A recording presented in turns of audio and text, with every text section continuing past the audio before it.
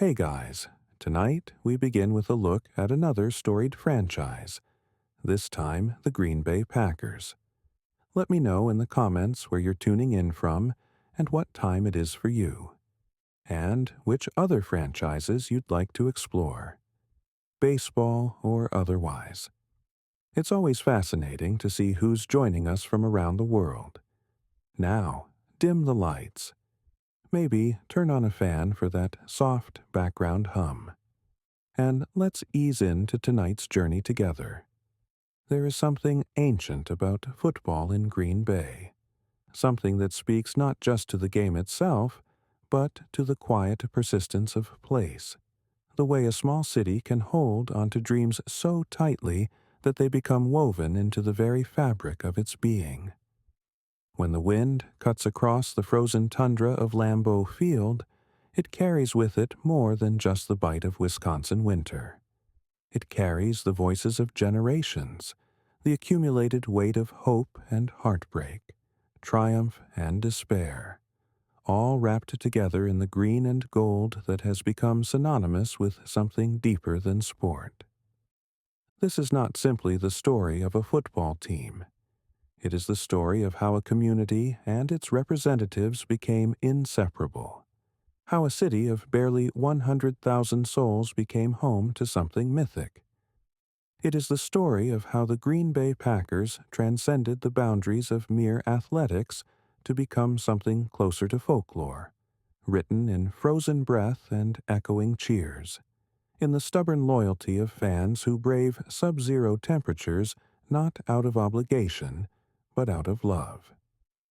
To understand the Packers is to understand something fundamental about America itself, about the power of collective belief, about the way small places can nurture great things, about how the past and present can coexist in the same sacred space.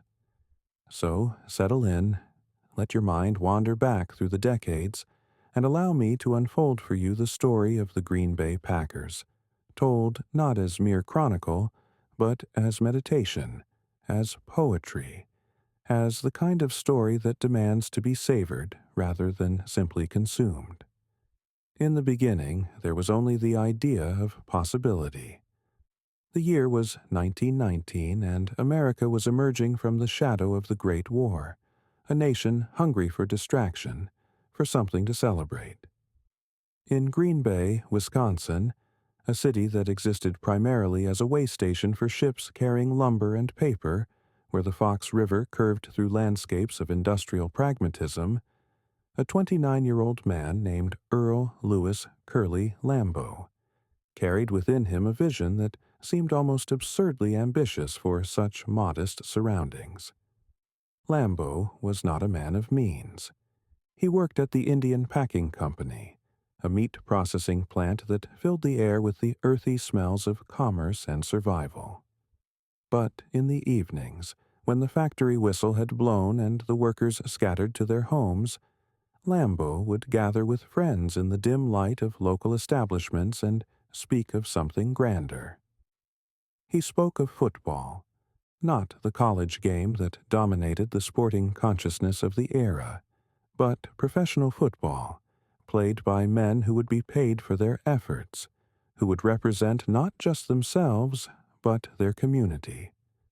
The Indian Packing Company, in a gesture of either extraordinary vision or casual benevolence, agreed to sponsor Lambeau's fledgling team.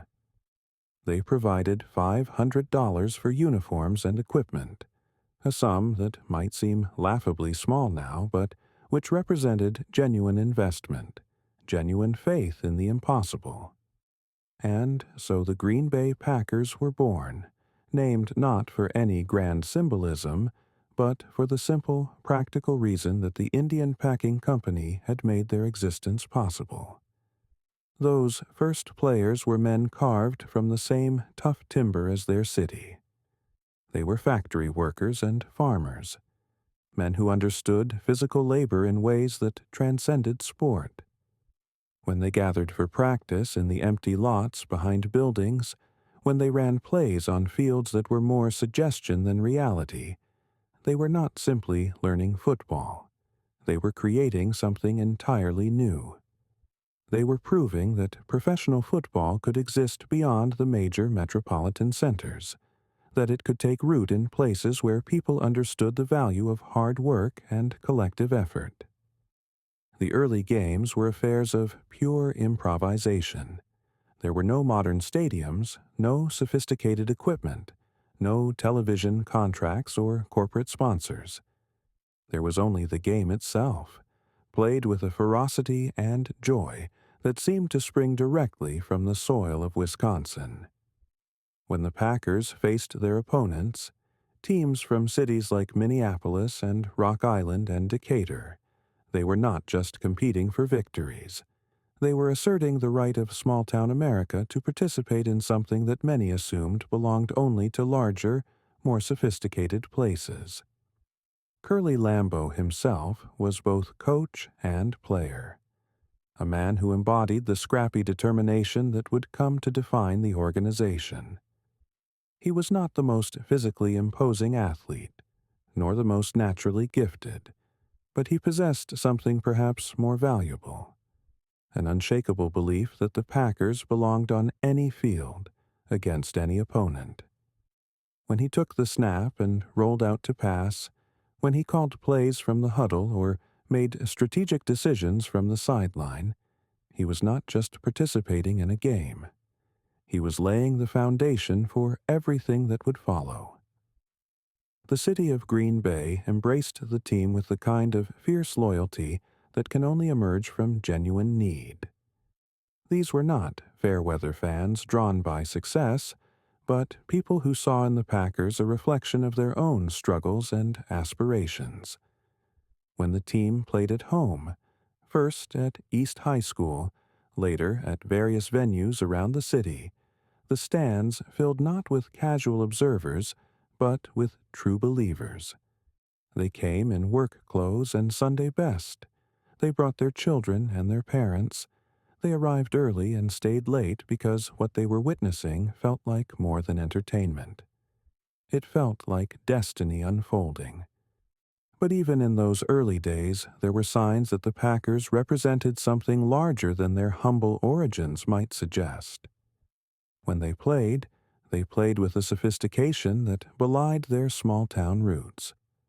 Lambeau, despite his lack of formal coaching education, possessed an intuitive understanding of the game that allowed him to innovate, to experiment, to push the boundaries of what football could be.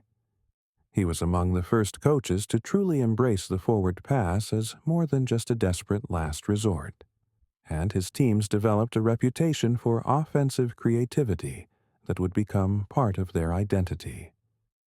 The financial struggles were constant in those early years. Professional football was still viewed with suspicion by much of the sporting establishment, and teams folded with discouraging regularity. The Packers themselves faced bankruptcy multiple times, saved only by the passionate intervention of their supporters. When the team needed money for equipment, the community rallied. When they needed a place to practice, local businesses offered their fields.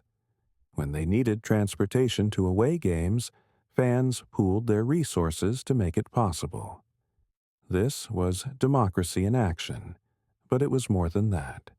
It was love made manifest, the kind of communal investment that transforms a simple sporting enterprise into something approaching the sacred.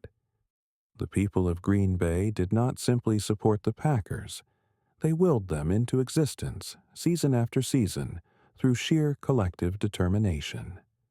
And, in return, the team gave them something that no amount of money could purchase: the knowledge that they belonged, that their small city could produce something worthy of national attention and respect. As the 1920s progressed, the Packers began to establish themselves as more than just a curiosity. They joined the American Professional Football Association, which would later become the National Football League, and they proved that they could compete with teams from much larger cities. Their success was not accidental. It was the product of careful planning, intelligent personnel decisions, and an organizational culture that prized both talent and character. Lambeau continued to innovate, both on and off the field. He understood that professional football would need to evolve beyond its rough and tumble origins if it were to capture the imagination of the broader public. He emphasized fundamentals and discipline, but he also encouraged creativity and individual expression within the framework of team success. His players were taught to think as well as react, to understand not just what they were supposed to do, but why they were supposed to do it. The city itself began to change in response to the team's growing prominence. Local businesses discovered that association with the Packers brought them attention and customers from beyond the immediate area. Hotels and restaurants found themselves hosting visitors who came not for lumber or manufacturing, but for football. Green Bay was becoming known for something other than industry.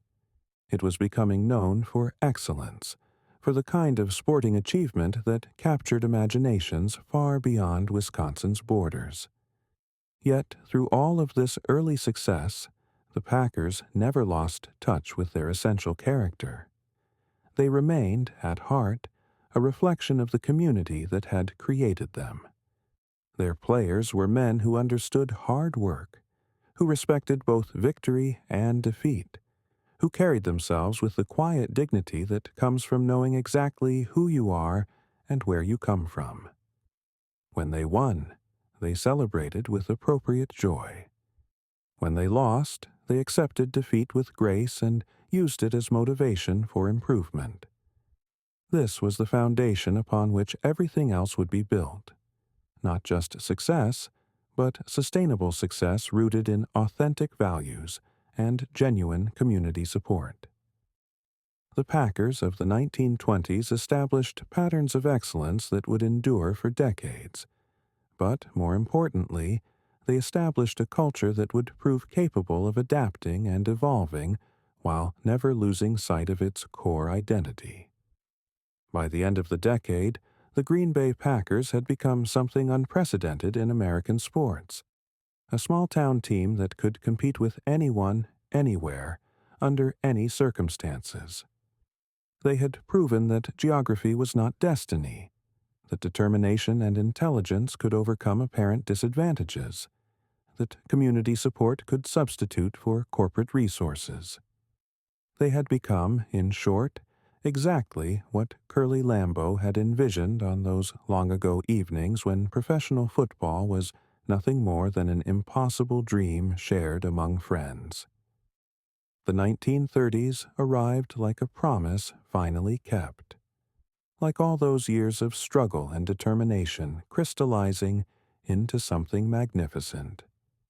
The Green Bay Packers, no longer the scrappy upstarts fighting for recognition, had evolved into something altogether more formidable. A machine of precision and power that would dominate professional football in ways that seemed to defy the natural order of things. Small cities were not supposed to produce dynasties. Small-town teams were not supposed to achieve sustained excellence against metropolitan rivals with deeper pockets and larger populations.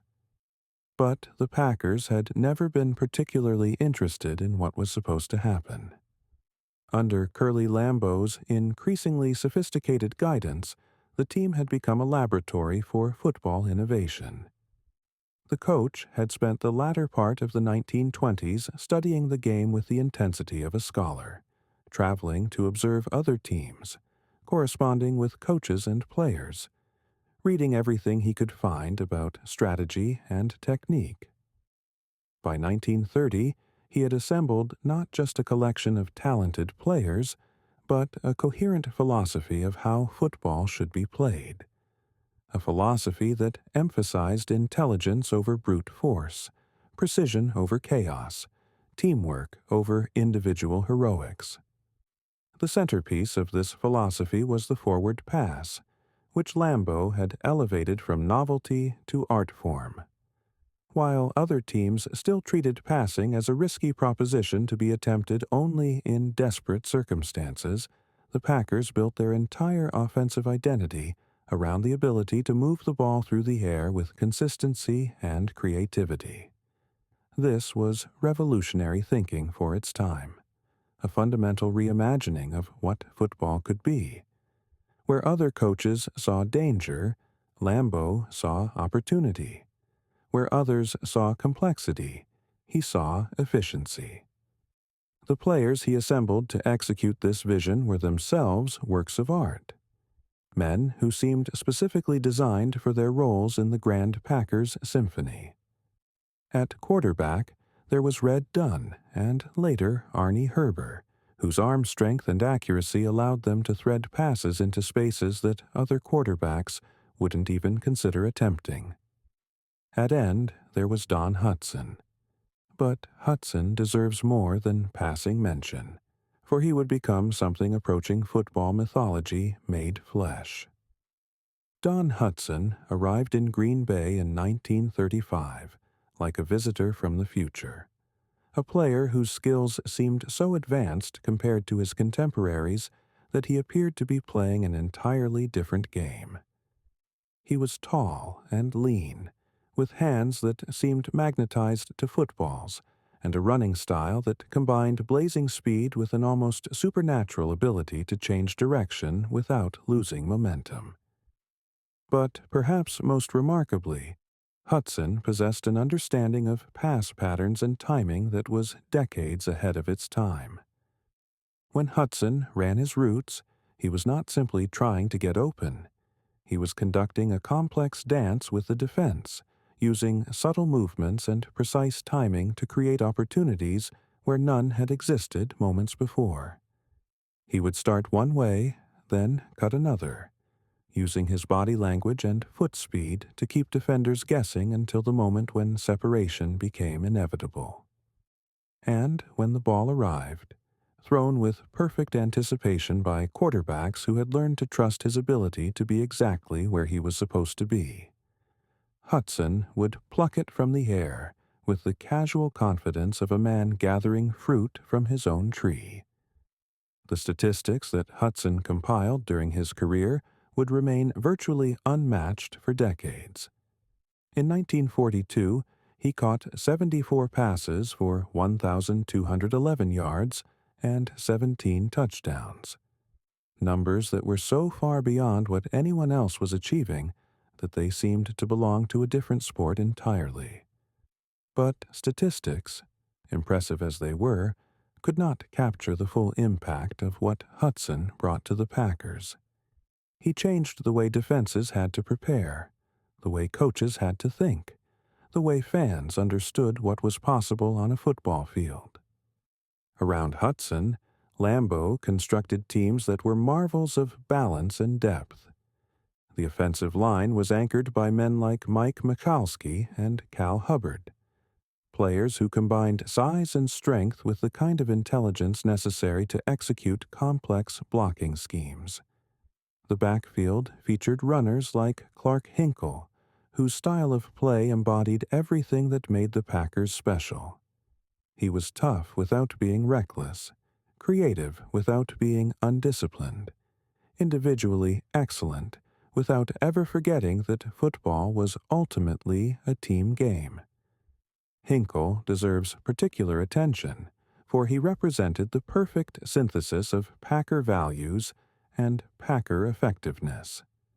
He was not the biggest running back in the league, nor necessarily the fastest, but he possessed an almost mystical ability to find the exact right angle of approach, the precise gap in the defense, the perfect moment to accelerate or cut or power forward.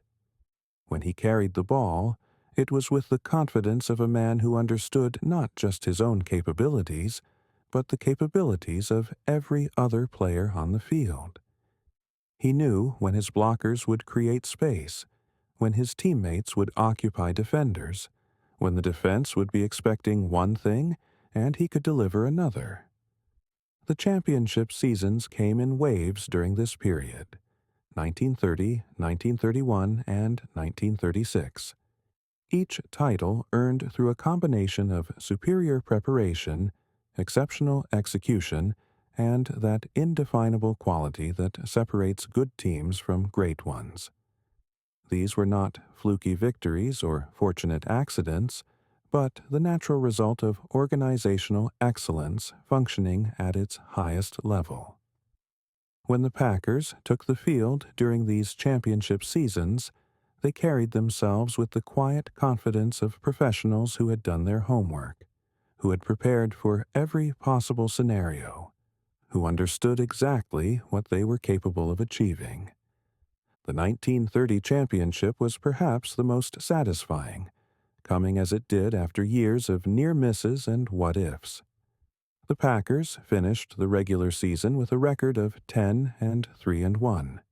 But more importantly, they had proven that their success was not dependent on favorable circumstances or weak opposition. They had defeated the best teams in the league, often decisively, and they had done so while playing a brand of football that was both entertaining and effective. The title game itself was played in brutally cold conditions that seemed designed to test not just physical ability, but mental toughness and organizational depth. Lesser teams might have wilted under such circumstances, but the Packers thrived. They had, after all, been practicing in Wisconsin winters their entire careers. Cold weather was not an obstacle to be overcome, but a familiar friend that gave them an advantage over opponents who were less accustomed to such conditions. When the final whistle blew and the Packers had secured their first NFL championship, the celebration that followed was unlike anything Green Bay had ever experienced. The players were heroes, certainly, but they were heroes of a particular type. They were neighbors who had done something extraordinary, friends who had accomplished the impossible, local boys who had proven that small-town dreams could become large-scale realities. The 1931 championship followed a year later, confirming that the previous season had not been an aberration. If anything, the Packers were even more dominant in their second title season, finishing with a 12-2 record that included victories over every other serious contender in the league. They had developed an aura of inevitability, a sense that when they took the field, they were not just competing, they were demonstrating. But it was the 1936 championship that perhaps best captured the full flowering of Packer excellence during this era.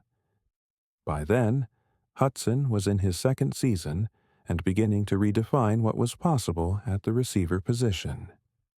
The team's offensive sophistication had reached levels that made them must-see entertainment for football fans throughout the country. They were not just winning games. They were teaching clinics in how football should be played. The championship game that year was a masterpiece of strategic execution, a 21-6 victory over the Boston Redskins that showcased every element of the Packer system working in perfect harmony. Hudson caught passes that seemed to defy physics. Hinkle ran with the kind of controlled violence that intimidated defenses without crossing the line into cheap shots or unnecessary roughness.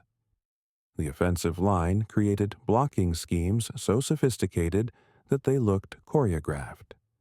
And through it all, Lambeau orchestrated from the sideline with the confidence of a conductor leading a world-class symphony.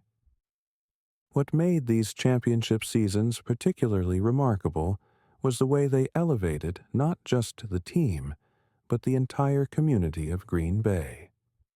The city had become a destination, a place that people throughout the country associated with excellence and innovation.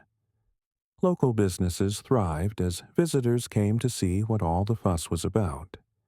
The team's success had created a positive feedback loop that benefited everyone connected to the organization. Yet, perhaps most remarkably, None of this success changed the essential character of either the team or the city. The Packers remained approachable, humble, connected to their roots in ways that seemed increasingly rare as professional sports became more commercialized and distant from their fan bases. Players still lived in the community during the off-season. They still shopped in local stores, attended local churches, participated in local events as neighbors rather than celebrities. This accessibility created a bond between team and fans that went far beyond typical sporting allegiances. The people of Green Bay did not simply support the Packers, they were part of the Packers, invested in ways that made victory sweeter and defeat more painful because both were shared experiences rather than distant entertainment. When the team won championships, the entire city celebrated. When they faced challenges, the entire community rallied to help solve them. The Dynasty of the 1930s established patterns that would define Packer football for generations to come. They proved that innovation and tradition could coexist, that small market teams could compete with anyone if they were intelligent enough and dedicated enough and patient enough to build something sustainable. They showed that excellence was not a destination but a journey, not a single achievement but a culture that had to be maintained and renewed constantly. By the end of the decade, the Green Bay Packers had become more than just a football team. They had become a symbol of what was possible when community, vision, and execution aligned in service of a common goal. They had written the first chapters of what would become one of the great stories in American sports. But more than that, they had created a template for sustained success that would influence the game for decades to come. Every great story requires its chapters of testing, its seasons when the very foundations of faith are examined and found either solid or wanting. For the Green Bay Packers, those seasons came in the years following World War II, when the golden age of Curly Lambeau began to show signs of tarnish. When the innovations that had once seemed so revolutionary became commonplace throughout the league. When the gap between Green Bay's resources and those of larger markets began to feel less like a charming underdog story and more like an insurmountable disadvantage. The decline did not arrive all at once, like a sudden storm that changes the landscape in an afternoon. Instead, it crept in gradually, season by season, manifesting first in small frustrations and minor disappointments before accumulating into something larger and more troubling. Don Hutson retired after the 1945 season, taking with him not just his extraordinary individual talents, but the offensive philosophy that had made the Packers the most feared team in professional football. Without Hutson stretching defenses and creating the kind of mismatches that had defined Packer success, the team's attack became ordinary, predictable, vulnerable to the increasingly sophisticated defensive schemes that other teams had developed specifically to neutralize Green Bay's advantages. Curly Lambeau, who had been both the architect and the symbol of Packer greatness, found himself struggling to adapt to a changing game and changing expectations.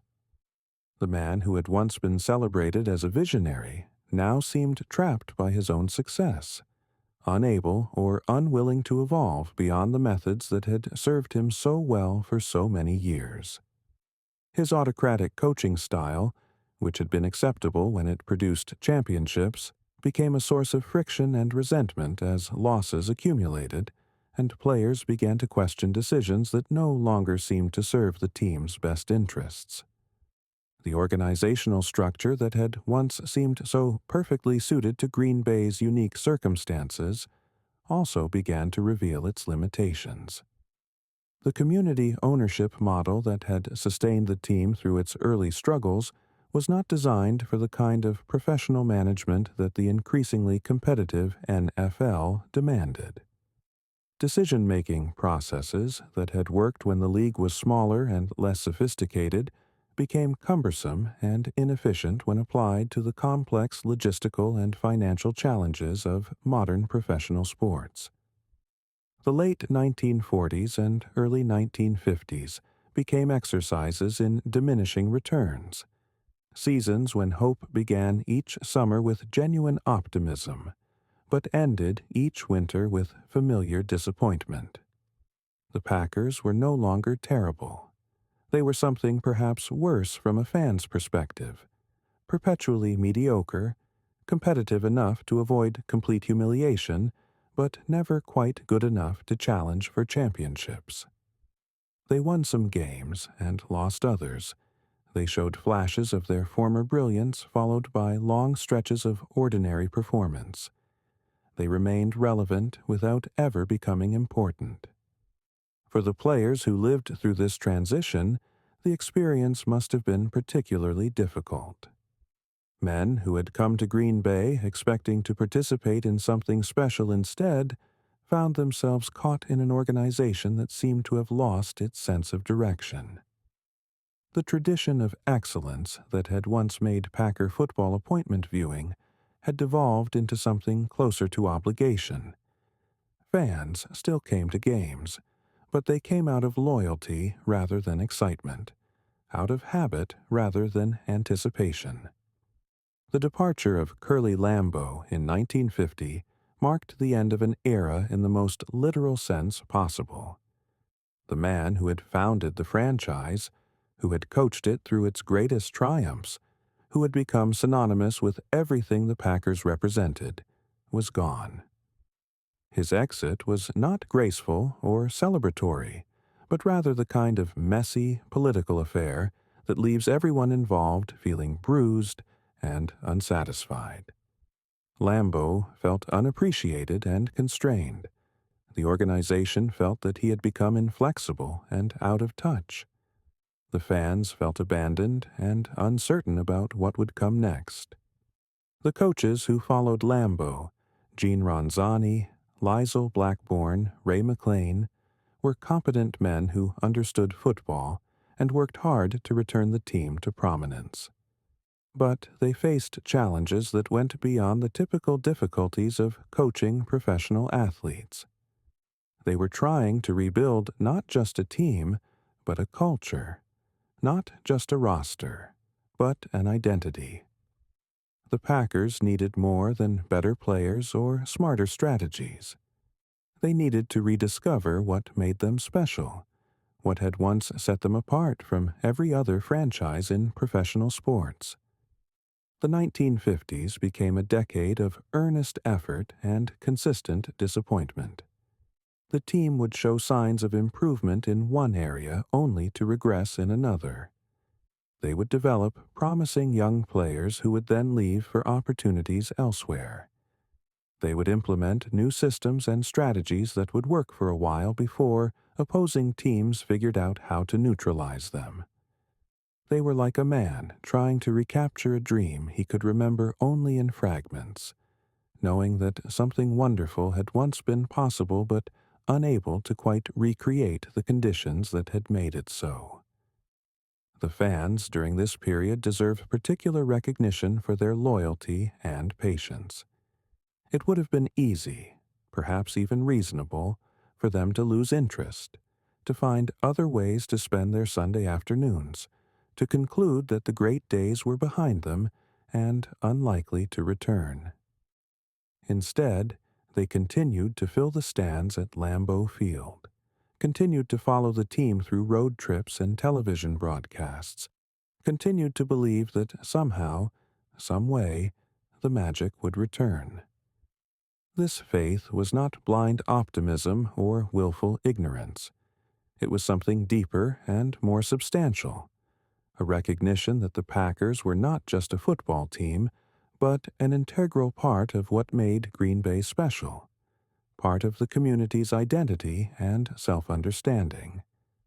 To abandon the team would have been to abandon something essential about themselves, something that connected them to their neighbors and their history, and their sense of what was possible in a place that most of the world considered insignificant. The players who wore the green and gold during these years were not failures or disappointments, despite the team's lack of championship success. They were professionals doing their best under difficult circumstances, men who understood that they were caretakers of something larger than their individual careers. Players like Tobin Rote and Billy Houghton and Bob Mann gave everything they had to try to restore Packer greatness. And if they ultimately fell short, it was not for lack of effort or dedication. Rote, in particular, embodied the kind of tough, intelligent leadership that the organization needed during this transitional period.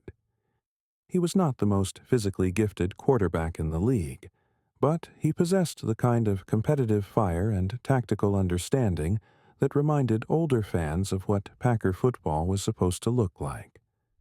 When he dropped back to pass or scrambled out of the pocket or called audibles at the line of scrimmage, he did so with the authority of a man who understood both the history he was inheriting and the responsibility he was accepting.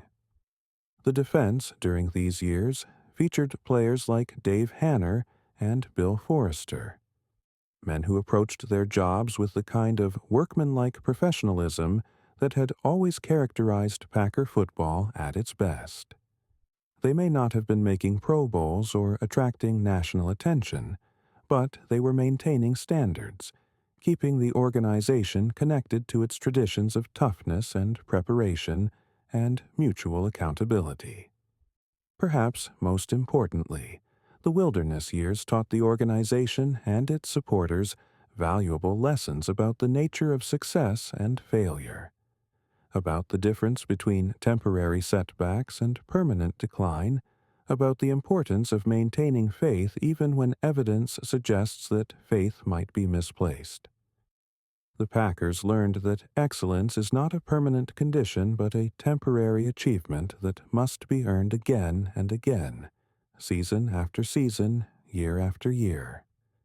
They also learned that community support is not contingent on success, that the bond between a team and its fans can survive disappointment and frustration and even embarrassment if it is rooted in something deeper than mere entertainment. The people of Green Bay did not continue supporting the Packers because they were winning. They continued supporting them because they were the Packers, because they represented something important about the community's values and aspirations and sense of itself. By the late 1950s, it had become clear that dramatic changes would be necessary if the franchise was going to return to relevance. The NFL was evolving rapidly, becoming more sophisticated and more competitive with each passing season. Teams that failed to adapt were being left behind, not just temporarily, but permanently. The Packers stood at a crossroads, facing a choice between accepting mediocrity or taking the risks necessary to pursue greatness once again. The wilderness years had been long and difficult, but they had not been without purpose.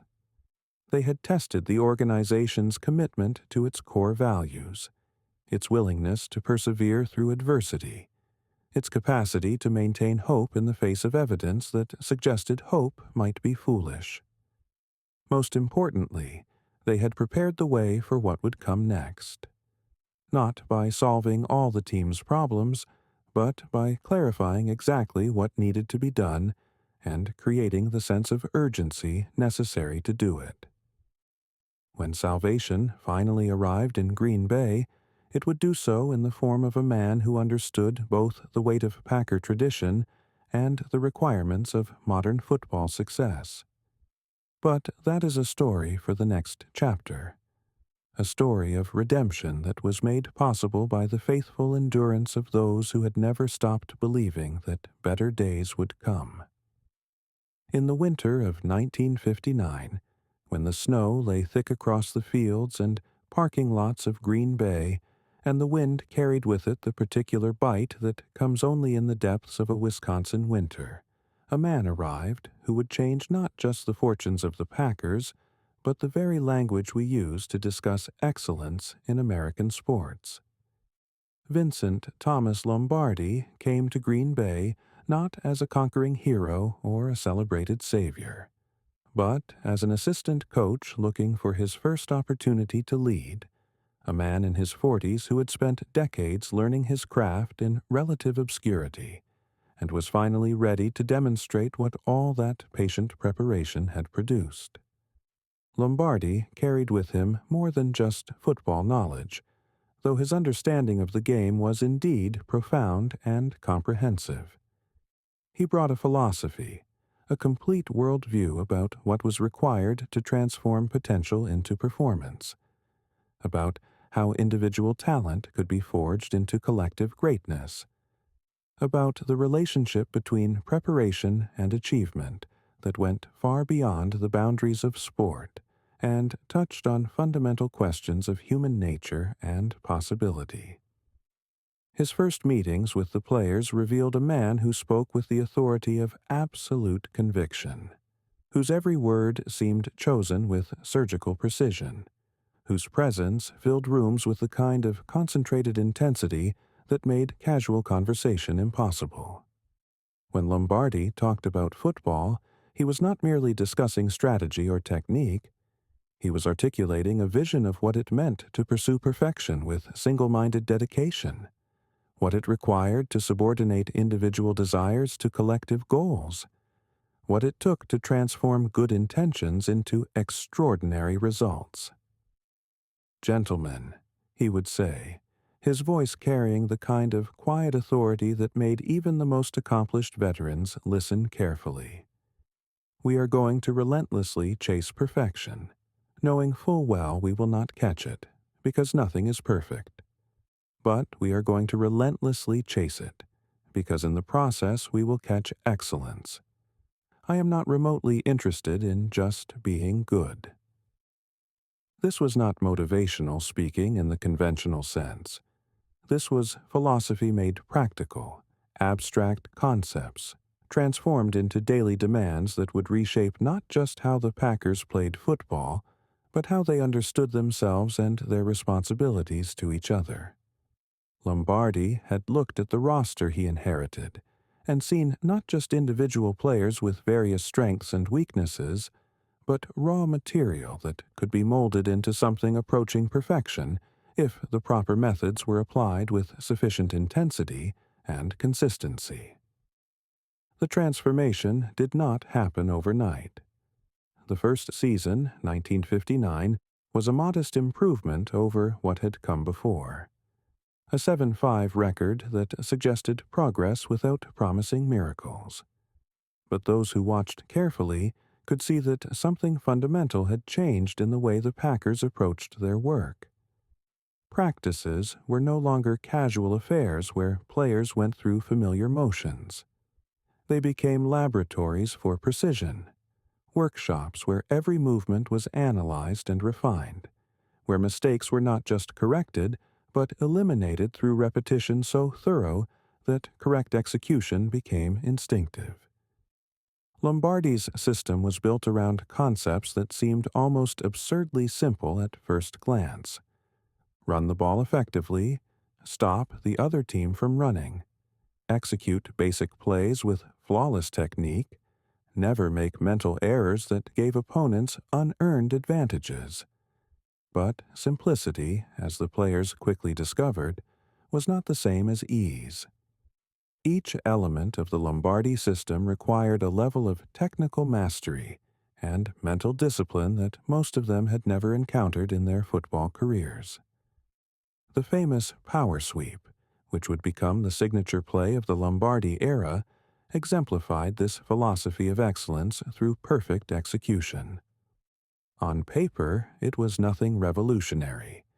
Guards Jerry Kramer and Fuzzy Thurston would pull from their positions and lead the running back around the end, while the other linemen created specific angles and leverage points that would, in theory, produce predetermined results. But the actual implementation required timing so precise that it measured in fractions of seconds, footwork so exact that a single misplaced step could ruin the entire play. Communication so seamless that 11 men functioned as a single organism. When the sweep worked properly, which under Lombardi's demanding tutelage it increasingly did, it was a thing of beauty, a demonstration of what became possible when individual excellence served collective purpose. Paul Hornung, or Jim Taylor, would take the handoff and follow the pulling guards around the corner, picking up speed as the blocking developed, cutting and accelerating with the confidence of men who knew exactly where their teammates would be and exactly what responsibilities each man was fulfilling. But the sweep was more than just an effective offensive play. It was a metaphor for everything Lombardi was trying to build in Green Bay. It required every player to understand not just his own assignment, but how his assignment fit into the larger design. It demanded that men trust each other completely, knowing that any failure of execution or effort would affect everyone else on the field. It was football distilled to its essential elements: power, precision, and the willingness to do difficult things repeatedly until they became second nature. The players who thrived under Lombardi were not necessarily the most talented individuals the Packers had ever employed, but they were men who embraced the idea that greatness was achieved through the accumulation of small perfections, that championship teams were built one practice at a time, one play at a time, one decision at a time. Bart Starr, who had been considered a marginal quarterback before Lombardi's arrival, blossomed into something approaching the perfect field general under the coach's demanding guidance. Starr embodied everything Lombardi valued in a player: intelligence, preparation, competitiveness, and the ability to perform at his highest level when the stakes were highest. He was not the strongest-armed quarterback in the league, nor the most mobile, but he possessed an almost supernatural ability to see the field clearly, to process information quickly, to make the right decision even under tremendous pressure. When Starr dropped back to pass or called audibles at the line of scrimmage, he did so with the calm authority of a man who had prepared for every possible scenario and was confident in his ability to execute whatever the situation demanded. The running game was anchored by Paul Hornung and Jim Taylor, two men whose styles could not have been more different, but whose combined impact was devastating to opposing defenses.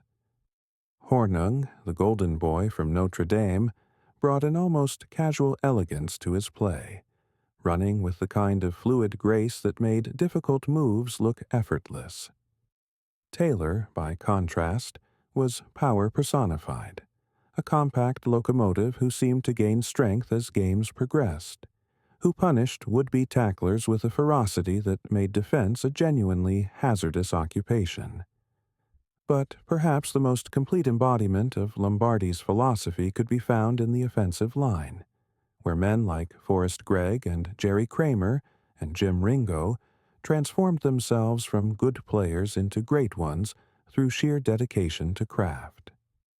These were not naturally gifted athletes who relied on superior physical ability to dominate opponents. They were technicians who understood that excellence required constant attention to detail, who spent countless hours perfecting stance and footwork and hand placement until their movements achieved a precision that bordered on art. When Gregg set up to pass protect or Kramer pulled to lead a sweep, they did so with the kind of mechanical perfection that Lombardi demanded from every player in every situation. They had learned to eliminate wasted motion, to maximize leverage and timing, to function as integral parts of a larger machine that operated with clockwork precision. Their individual brilliance was evident, but it always served the greater good, always contributed to collective success rather than personal aggrandizement. The 1960 season marked the beginning of what would become the most sustained period of excellence in Packers history. The team finished 8-4, earning their first playoff berth since 1944, and though they lost the championship game to the Philadelphia Eagles, it was clear that they had arrived as legitimate contenders once again. More importantly, the loss to Philadelphia served as education rather than devastation, a final lesson in what separated good teams from championship teams. Lombardi used that defeat as a teaching tool, dissecting every play and every decision with the kind of analytical intensity that left no detail unexamined. The players learned that reaching the championship game was an achievement, but losing it was unacceptable. They learned that being competitive was not enough, that moral victories were still victories only in name. Most crucially, they learned that the difference between success and failure at the highest level was often measured not in talent or preparation, but in the willingness to perform perfectly when perfection was required. The 1961 season brought vindication of everything Lombardi had been building toward. The Packers dominated the regular season with an 11-3 record that included victories of such completeness that they seemed less like athletic competitions than master classes in how football should be played. When they faced the New York Giants in the championship game at Green Bay Stadium, before it became Lambeau Field, before it achieved the mythical status it would later claim, they did so with the confidence of a team that had learned exactly what it was capable of achieving. The championship game itself was a 37-0 victory that showcased every element of the Lombardi system functioning in perfect harmony. The offense moved the ball with the kind of methodical precision that made defensive stops feel temporary and ultimately futile. The defense dismantled the Giants' attack with a combination of physical dominance and tactical sophistication that left one of the league's most potent offenses looking confused and overwhelmed. Special teams executed their assignments with the kind of attention to detail that turned routine plays into competitive advantages. But beyond the statistics and the final score, the 1961 championship represented something more profound: the complete transformation of an organization's identity and expectations. The Packers were no longer the team that had struggled through the 1950s, no longer the franchise that fans supported out of loyalty rather than anticipation. They had become something altogether different, a team that approached each game with the expectation of victory, that carried itself with the quiet confidence that comes from knowing exactly what excellence requires and possessing the discipline to provide it consistently. The championship celebration that followed was unlike anything Green Bay had experienced since the glory days of the 1930s, but with an important difference. This was not just the culmination of a successful season, but the beginning of something larger: the establishment of a new standard of excellence that would define not just the team, but the entire community's sense of what was possible. When the players raised the championship trophy above their heads, they were not just celebrating a single achievement, but inaugurating an era. The 1962 season brought the challenge of defending a championship, of proving that the previous year's success had not been a fortunate accident, but the natural result of superior preparation and execution.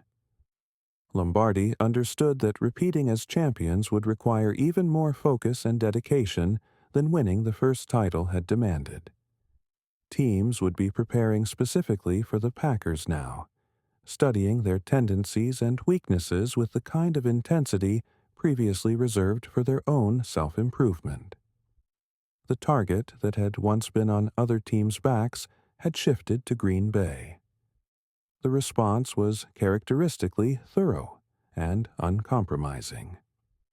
Lombardi drove his players harder than ever, demanding not just that they maintain their previous standards, but that they exceed them. Practice sessions became even more intense, film study even more detailed, preparation even more comprehensive. The message was clear. Championship teams were not built through single seasons of excellence, but through the willingness to pursue perfection year after year, regardless of what had been accomplished previously. The 1962 championship game, a 16-7 victory over the Giants, was perhaps even more impressive than the previous year's dominant performance because it was achieved under much more difficult circumstances.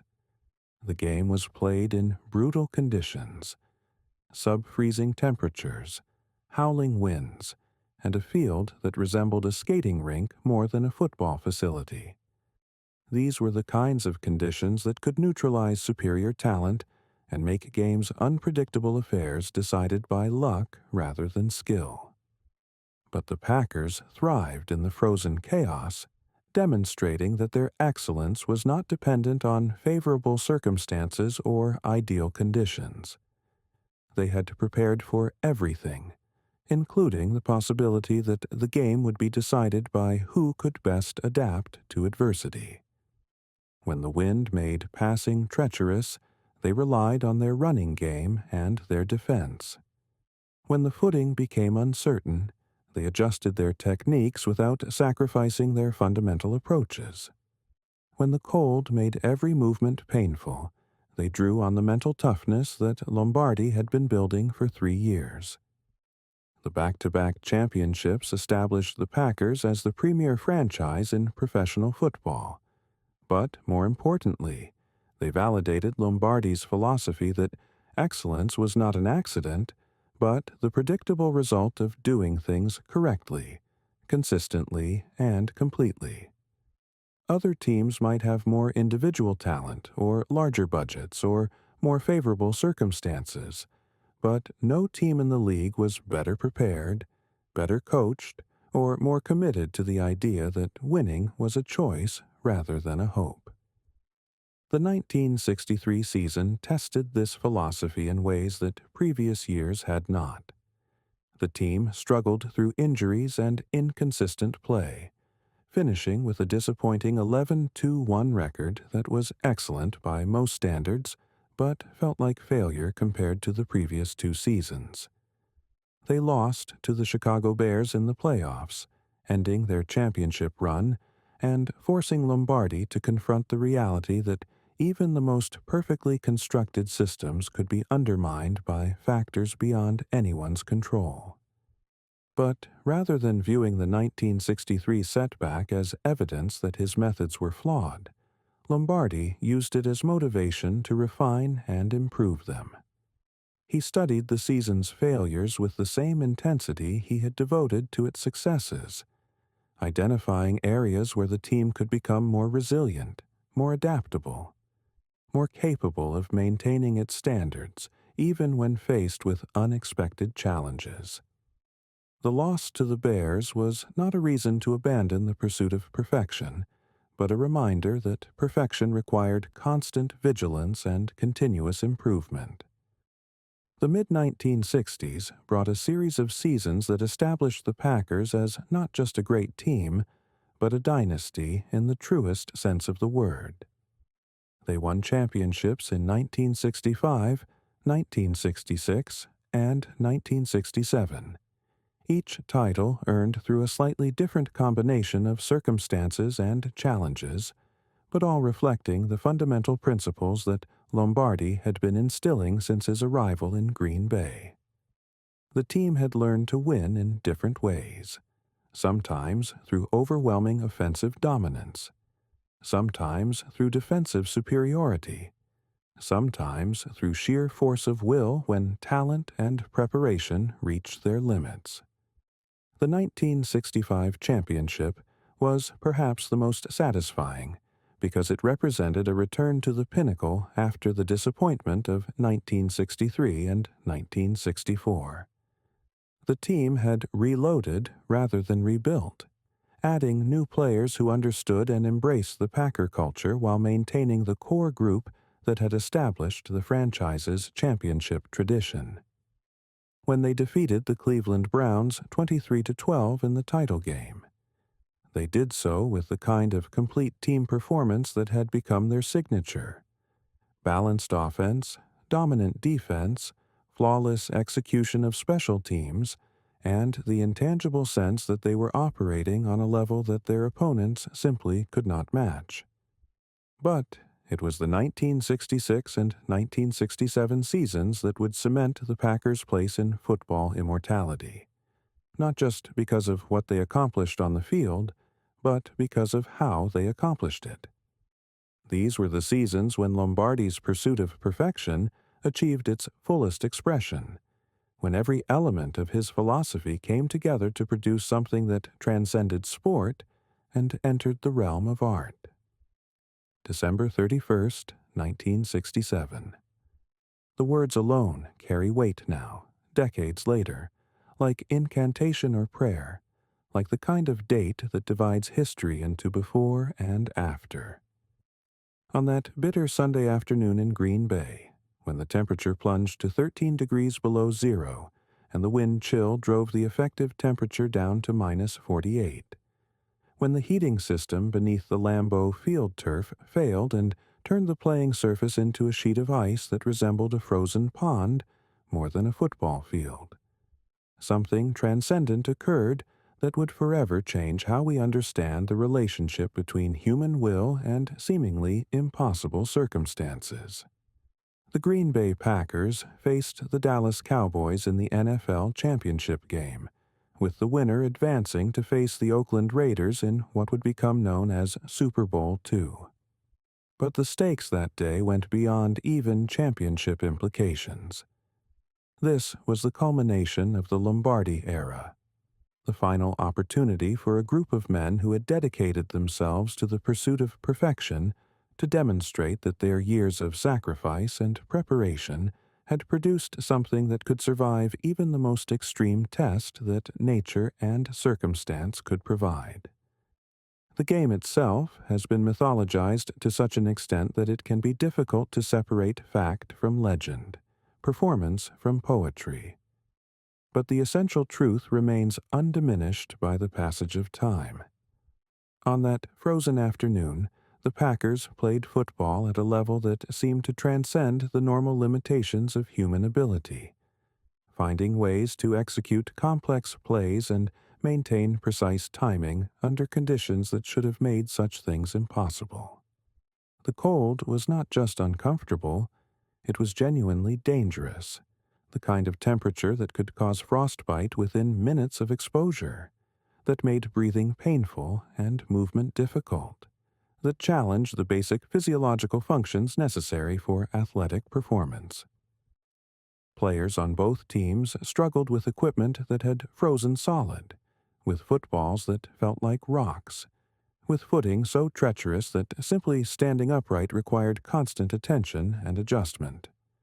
But if the conditions were equally challenging for both teams, the responses were decidedly different. The Cowboys, despite their considerable talent and preparation, seemed to be fighting the weather as much as they were fighting the Packers. Their timing was off, their execution uncertain, their body language suggesting men who were enduring rather than competing. The Packers, by contrast, appeared to draw strength from the adversity, to find in the brutal conditions not obstacles to overcome, but advantages to exploit. This was not accidental. Lombardi had spent nearly a decade preparing his players for exactly this kind of situation, teaching them that championships were won not when everything went according to plan, but when plans became irrelevant and only character remained.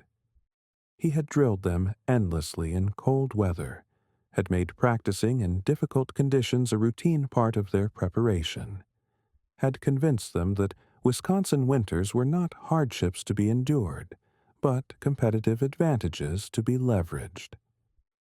The cold never bothered us, Jerry Kramer would later reflect, his words carrying the kind of matter-of-fact authority that comes from lived experience. We knew that our opponents hated playing in Green Bay in December. We knew that when they stepped off the bus and felt that wind, they were already thinking about how uncomfortable they were going to be. We were thinking about how much we were going to enjoy beating them on our field, in our weather, playing our kind of football. The game unfolded with the kind of dramatic tension that screenwriters might reject as too contrived for believability. The Cowboys took an early lead, scoring on a pass from Don Meredith to Lance Rensel that suggested their offensive sophistication might be enough to overcome the environmental challenges. The Packers responded with a touchdown pass from Bart Starr to Boyd Dowler, demonstrating that they could match Dallas's aerial attack despite conditions that made passing treacherous for both quarterbacks. As the afternoon progressed and the cold intensified, the game became increasingly a test of will rather than skill.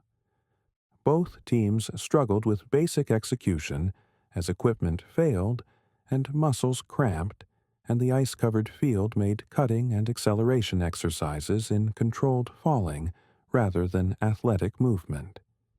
The crowd, bundled in layers of clothing that made them look like refugees from an Arctic expedition, remained remarkably engaged, their breath creating clouds of vapor that hung in the still air like physical manifestations of their collective tension. The fourth quarter arrived with the score tied 14-14, setting up the kind of climactic sequence that would be remembered and recounted for generations. The Cowboys managed to score what appeared to be the game-winning touchdown, a pass from Meredith to Lance Rensel that gave Dallas a 17-14 lead with just over 4 minutes remaining. In most circumstances, on most fields, against most teams, that would have been enough. But these were not most circumstances, this was not most fields, and the Packers were not most teams. What followed was perhaps the most famous drive in NFL history. A 68-yard march that consumed nearly all of the remaining time and culminated in a moment that has become permanently etched in football mythology. Starr, operating with the calm precision that had defined his career, guided the Packers down the field with a series of plays that seemed to defy both the conditions and the pressure of the situation. The drive was a masterpiece of execution under impossible circumstances. Starr completed passes to receivers whose hands had been numbed by the cold, handed off to running backs who could barely feel the football through their frozen gloves, directed an offensive line that was blocking on a surface so slippery that maintaining balance required constant adjustment and adaptation. Each play was a small victory over physics and physiology, a demonstration that preparation and determination could overcome even the most hostile environment. As the drive progressed and the clock ticked toward 0, the tension in Lambeau Field became almost unbearable. This was not just a football game anymore. It was a test of everything that Lombardi had built in Green Bay, everything that the organization and the community had invested in the pursuit of excellence. The players understood that they were not just trying to win a championship, but to validate a philosophy, to prove that the methods they had embraced and the sacrifices they had made had produced something capable of triumphing under any circumstances. The final play of the drive, and indeed of Bart Starr's championship career with the Packers, was a quarterback sneak from the 1-yard line with 16 seconds remaining on the clock. On paper, it was the simplest possible play call, the kind of basic execution that coaches teach to middle school players. But in the context of that moment, on that field, under those conditions, it became something approaching the sublime. Starr took the snap from center Ken Bowman, followed the blocking of Jerry Kramer and Forrest Gregg, and dove across the goal line for the touchdown that gave the Packers a 21-17 victory and their third consecutive NFL championship. The play itself took perhaps 3 seconds to unfold, but those 3 seconds contained within them the essence of everything that made the Lombardi Packers special. Preparation meeting opportunity, individual excellence serving collective purpose, the willingness to execute perfectly when perfection was absolutely required. The celebration that followed was muted by the cold but intense in its emotion. Players who had dedicated their careers to this moment embraced despite the risk of frostbite. Coaches who had spent countless hours preparing for this opportunity allowed themselves brief moments of satisfaction before turning their attention to the next challenge. Fans who had endured temperatures that should have sent them home hours earlier remained in their seats, reluctant to leave the scene of something they understood they might never witness again. But perhaps the most lasting image from that afternoon was not of celebration or achievement, but of simple human endurance transformed into something greater. Throughout the game, the CBS cameras had captured shots of spectators who remained in the stands despite conditions that were genuinely life-threatening. Fans whose loyalty to their team had overcome their basic instincts for self-preservation. These were not casual observers or fair-weather supporters, but true believers whose faith in the Packers was so complete that they were willing to risk serious physical discomfort to be present for what they sensed might be a historic moment. The Ice Bowl, as the game would forever be known, became more than just a championship victory. It became a cultural touchstone, a shorthand for excellence under pressure, a reminder that the most meaningful achievements often come when circumstances seem most hostile to success. In the years that followed, whenever athletes or teams faced difficult conditions or challenging circumstances, the comparison was inevitable. They would be measured against what the Packers had accomplished on that frozen afternoon in December. For Lombardi himself, the victory represented the culmination of everything he had been working toward since his arrival in Green Bay. He had taken a struggling franchise and transformed it into something that could succeed under any circumstances, that could find ways to win regardless of what obstacles were placed in its path. The Ice Bowl was not just a testament to his players' abilities, but to his philosophy that excellence was a choice, that champions were made rather than born, that the pursuit of perfection could produce results that seemed to transcend normal human limitations. 2 weeks later, the Packers would defeat the Oakland Raiders 33-14 in Super Bowl II, completing a season that had seen them win their second consecutive Super Bowl and their third straight NFL championship. But while the Super Bowl victory was satisfying and important, it felt almost anticlimactic after what had been accomplished in the Ice Bowl. The Raiders were a formidable opponent, but they were also a warm-weather team playing in the controlled environment of the Orange Bowl in Miami. They represented a challenge, but not the kind of existential test that the Cowboys and the conditions had provided on that frozen afternoon in Green Bay. The Super Bowl victory was professional and complete, showcasing all the elements that had made the Packers the dominant team of the decade. Starr threw for 202 yards and a touchdown. The running game controlled the line of scrimmage. The defense neutralized Oakland's passing attack, and the special teams executed flawlessly. It was, in many ways, the perfect expression of everything Lombardi had been teaching. Complete preparation leading to complete execution, leading to complete victory. But even as the Packers celebrated their second consecutive Super Bowl championship, there was a sense that something was ending rather than beginning. Lombardi had achieved everything he had set out to accomplish in Green Bay. He had transformed the franchise from irrelevance to excellence, had created a culture that could sustain success over multiple seasons, had proven that his philosophy of relentless preparation and perfect execution could produce championships under any circumstances. Shortly after the Super Bowl victory, Lombardi announced that he would be stepping down as head coach, though he would remain as general manager.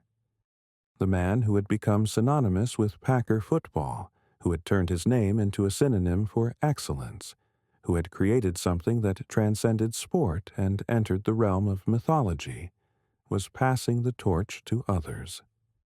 The end of the Lombardi era marked more than just a coaching change. It represented the conclusion of one of the most remarkable chapters in the history of American sports. In 9 seasons, Lombardi had led the Packers to 5 NFL championships, including victories in the first 2 Super Bowls. He had transformed not just a football team, but an entire community's understanding of what was possible when vision, preparation, and execution were combined in service of a common goal. But perhaps more importantly, Lombardi had created something that would outlast his own tenure with the organization. He had established a culture of excellence that became part of the Packers' institutional DNA, a set of standards and expectations that would influence the franchise for decades to come. Future coaches might employ different strategies or emphasize different aspects of the game, but they would all be measured against the standard that Lombardi had established, not just in terms of wins and losses, but in terms of preparation, professionalism, and the relentless pursuit of perfection. The Ice Bowl had been the perfect expression of this culture, the moment when all of Lombardi's teachings came together to produce something that seemed to transcend normal athletic achievement. In the years that followed, whenever the Packers faced adversity or challenges that seemed insurmountable, they would draw inspiration from what had been accomplished on that frozen afternoon, when determination and preparation had proven more powerful than any obstacle that nature or circumstance could provide. The departure of Vince Lombardi from the sidelines in 1968 left behind a vacuum that went far beyond the simple matter of replacing a head coach. What the Green Bay Packers had lost was not just a strategic mind or a motivational leader, but the architect of their entire identity, the man whose philosophy had transformed them from mediocrity into greatness, whose presence had become so intertwined with their success that it was difficult to imagine one existing without the other. The challenge facing the organization was not merely to find someone who could coach football, but to discover whether the culture Lombardi had created was strong enough to survive the absence of its creator. Phil Bengtson, Lombardi's longtime defensive coordinator and chosen successor, inherited more than just a team. He inherited expectations that bordered on the impossible. The Packers were coming off consecutive Super Bowl victories, had won 5 NFL championships in 7 years, and possessed a roster that still included many of the players who had made those achievements possible. On paper, there was every reason to believe that the success could continue, that the systems and standards Lombardi had established would function just as effectively under different leadership. But football, like life, rarely unfolds according to paper logic. The 1968 season revealed just how much of the Packers' excellence had been dependent not just on Lombardi's strategies, but on his presence, his ability to demand and receive the kind of total commitment that had separated his teams from all others. Without that commanding figure stalking the sidelines, without that voice that could inspire and intimidate in equal measure, the team began to show signs of mortality that had been carefully hidden during the championship years. The decline was not immediate or catastrophic. The 1968 Packers finished 6-8-2, a disappointing record certainly, but one that could be explained by injuries, aging players, and the natural difficulty of maintaining championship-level performance year after year. Bart Starr was dealing with shoulder problems that limited his effectiveness. Paul Hornung had retired. The offensive line that had once provided perfect protection and opened running lanes with clockwork precision was showing its age and losing the synchronization that had made it so dominant. But beyond the obvious factors, there were subtler changes that suggested deeper problems. The team's preparation, while still thorough by league standards, lacked the obsessive intensity that had characterized the Lombardi years. Players who had once approached every practice as if it were a championship game began to treat routine work as routine. The margins of excellence that had once given the Packers decisive advantages in close games began to disappear, replaced by the kind of ordinary execution that produced ordinary results. Bengtson was not an incompetent coach. He understood football deeply and had played a crucial role in the championship team's success. But he was not Lombardi, could not summon the same presence or command the same respect, could not make players believe that anything less than perfection was unacceptable. He was, in many ways, a victim of circumstances, asked to maintain a standard that may have been impossible to maintain regardless of who had attempted it. The early 1970s brought a series of coaching changes that reflected the organization's struggle to recapture its former glory. Dan Devine, who had achieved considerable success at the college level, was brought in with hopes that fresh perspective and new energy might revitalize the franchise. Devine was intelligent and innovative, a coach who understood modern offensive concepts and was not afraid to experiment with different approaches to move the ball and score points. Under Devine's guidance, the Packers showed flashes of their former brilliance. The 1972 season, in particular, offered reasons for optimism as the team finished 10-4 and made the playoffs for the first time since the Lombardi era. The offense, led by quarterback John Brockington, and featuring a ground game that recalled the power running of the championship years, could control games and wear down opposing defenses. The defense, while not as dominant as the units that had anchored the title teams, was solid and opportunistic. But consistency remained elusive. For every promising season, there seemed to be a disappointing follow-up. For every game that showcased championship-level execution, there were others that revealed the gap between current reality and past glory. The Packers were competitive, but they were not dominant. They could beat good teams on any given Sunday, but they could not sustain excellence over the course of entire seasons. The middle of the decade brought yet another coaching change as Bart Starr, the quarterback who had led the team to its greatest triumphs, was given the opportunity to guide the franchise as head coach. It was a romantic notion, the hero returning to save the organization that had made him famous. But romance and football success do not always align. Starr brought to coaching the same intelligence and preparation that had made him an outstanding player, but he discovered that the skills required to lead from the sideline were different from those needed to lead from the huddle. Starr's tenure as coach coincided with some of the most difficult years in franchise history. The team struggled to find an identity, cycling through quarterbacks and coordinators and strategies without discovering the combination that could restore championship-level performance. The Lambeau Field crowds, once the most knowledgeable and supportive in professional football, began to show signs of restlessness and frustration. Season ticket waiting lists, which had once stretched for decades, began to shrink as fans questioned whether their loyalty was being rewarded with competitive football. Yet, even during these challenging years, there were moments that reminded observers why the Packers remained special. individual players emerged who embodied the values and work ethic that had always characterized the organization at its best. Players like James Lofton brought a combination of talent and professionalism that recalled the greatest stars of the championship years.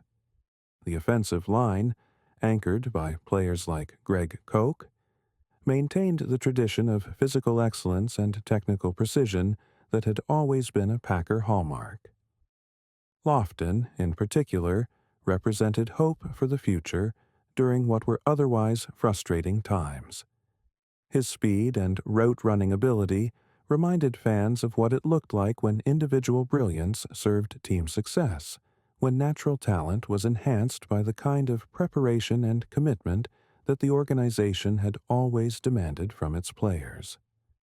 When Lofton ran his patterns with crisp precision, when he made catches that seemed to defy physics and logic, he was not just putting points on the scoreboard. He was maintaining a connection to the standards that had once made the Packers the envy of professional football. The defense during this period featured players like Mike Butler and Fred Carr, men who understood that stopping opposing offenses required more than just athletic ability. They studied film with the intensity of graduate students, prepared for each week's opponent with the thoroughness that had always been part of the Packer way, and approached each game with the kind of professional pride that prevented total collapse even when wins were difficult to achieve. But individual excellence, no matter how impressive, could not mask the fundamental challenges facing the organization. The NFL had become more competitive during the 1970s, with sophisticated coaching staffs and detailed scouting systems and salary structures that made it difficult for any team to maintain long-term advantages over their opponents. The days when a single coach or a single philosophy could dominate the league for years at a time were ending, replaced by an era of greater parity and more frequent turnover in championship contenders. The Packers were also struggling with the transition from an era when player loyalty and organizational stability were taken for granted to one where free agency and player movement were becoming more common. Many of the factors that had allowed Green Bay to compete with larger markets during the Lombardi years, strong coaching, excellent scouting, superior preparation, were being adopted by other teams throughout the league. The competitive advantages that had once seemed permanent were proving to be temporary.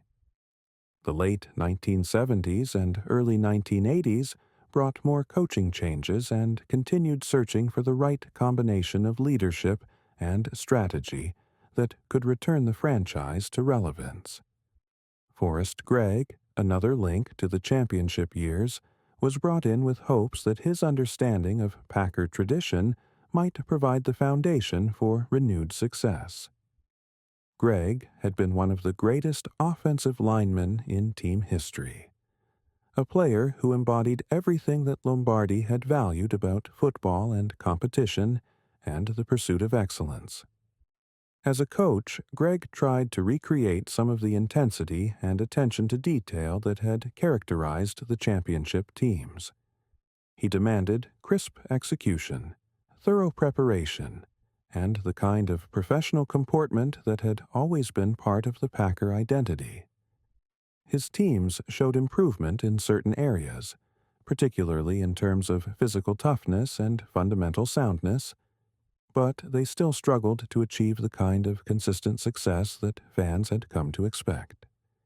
The period also saw the emergence of players who would eventually become part of Packer lore, even if their careers coincided with less successful team performances.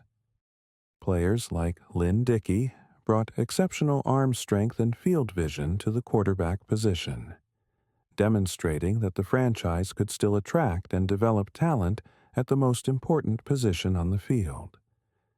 When Dickey dropped back to pass, when he delivered strikes to receivers running precise patterns, there were glimpses of what Packer football could look like when all the elements came together properly. The running game during this period featured players like Eddie Lee Ivory and Jerry Ellis, who carried on the tradition of Packer ball carriers who combined power with intelligence, who understood that rushing the football effectively required more than just speed or strength. When these players found gaps in opposing defenses, when they broke tackles and gained extra yards through sheer determination, they were maintaining a connection to the ground and pound philosophy that had always been central to the team's identity. But perhaps the most important development during these years was not visible on the field at all, but rather in the front office, where decisions were being made about how to build and sustain a competitive football team in an increasingly complex and challenging environment. The organization was learning hard lessons about the relationship between tradition and innovation, about the importance of maintaining core values while adapting to changing circumstances, about the difference between respecting the past and being trapped by it. These lessons would prove crucial when the next opportunity for transformation arrived. The lean years had been difficult for players, coaches, and fans alike, but they had also been educational. The organization had learned what did not work, had discovered which aspects of their past success could be replicated, and which were dependent on specific people and circumstances that could not be recreated. Most importantly, the struggles of the 1970s and early 1980s had prepared the organization and its supporters for the next great leap forward. They had learned to appreciate excellence without taking it for granted, to understand that championship-level performance required constant effort and adaptation, to recognize that the most meaningful achievements often followed the most difficult challenges. The stage was being set for another transformation, another opportunity to prove that the Green Bay Packers could rise from adversity to achieve greatness once again. But that is a story that belongs to the next chapter, when new leadership would arrive with new ideas about how to honor the past while building for the future, about how to blend tradition with innovation, about how to create something worthy of the championship legacy while acknowledging that the methods required to achieve modern success might be different from those that had produced glory in previous eras.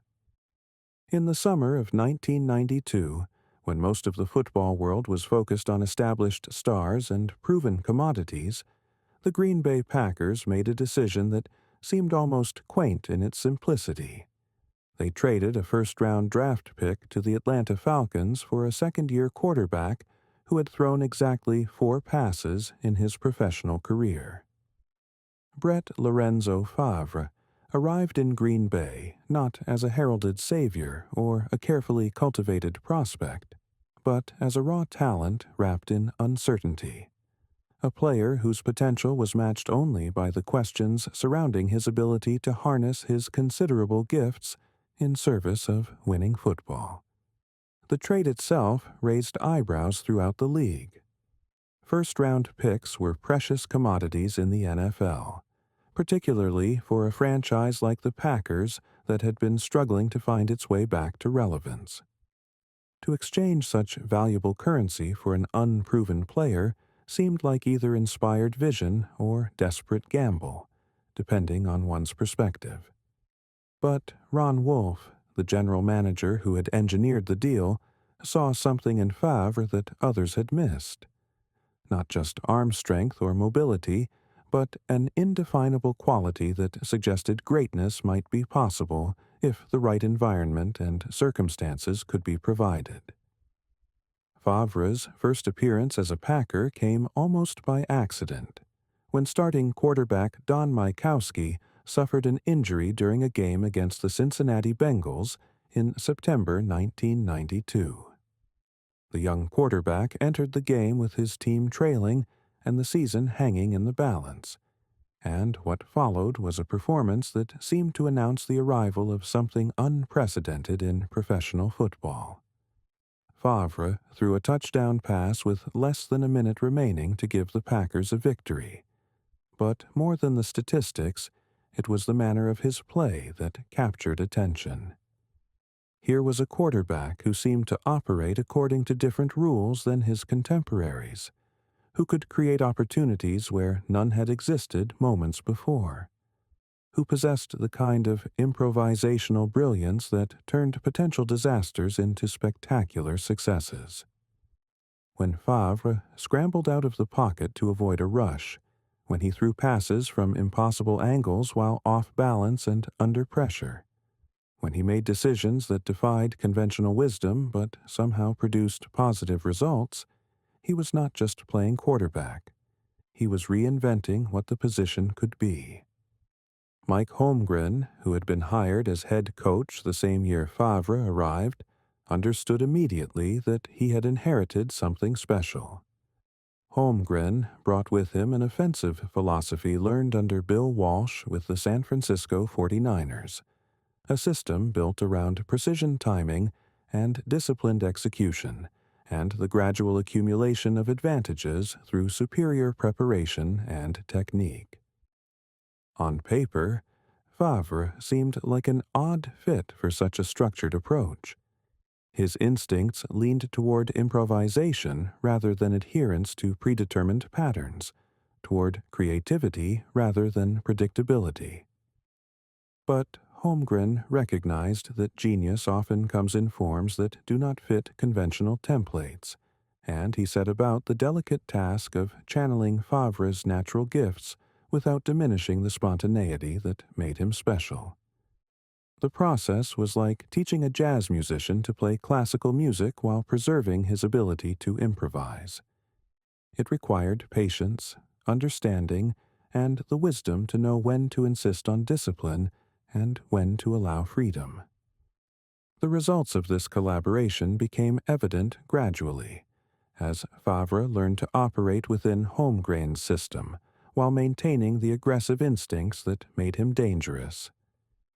The 1993 season saw the Packers make the playoffs for the first time since 1982, achievement that seemed to validate the decision to build around their young quarterback.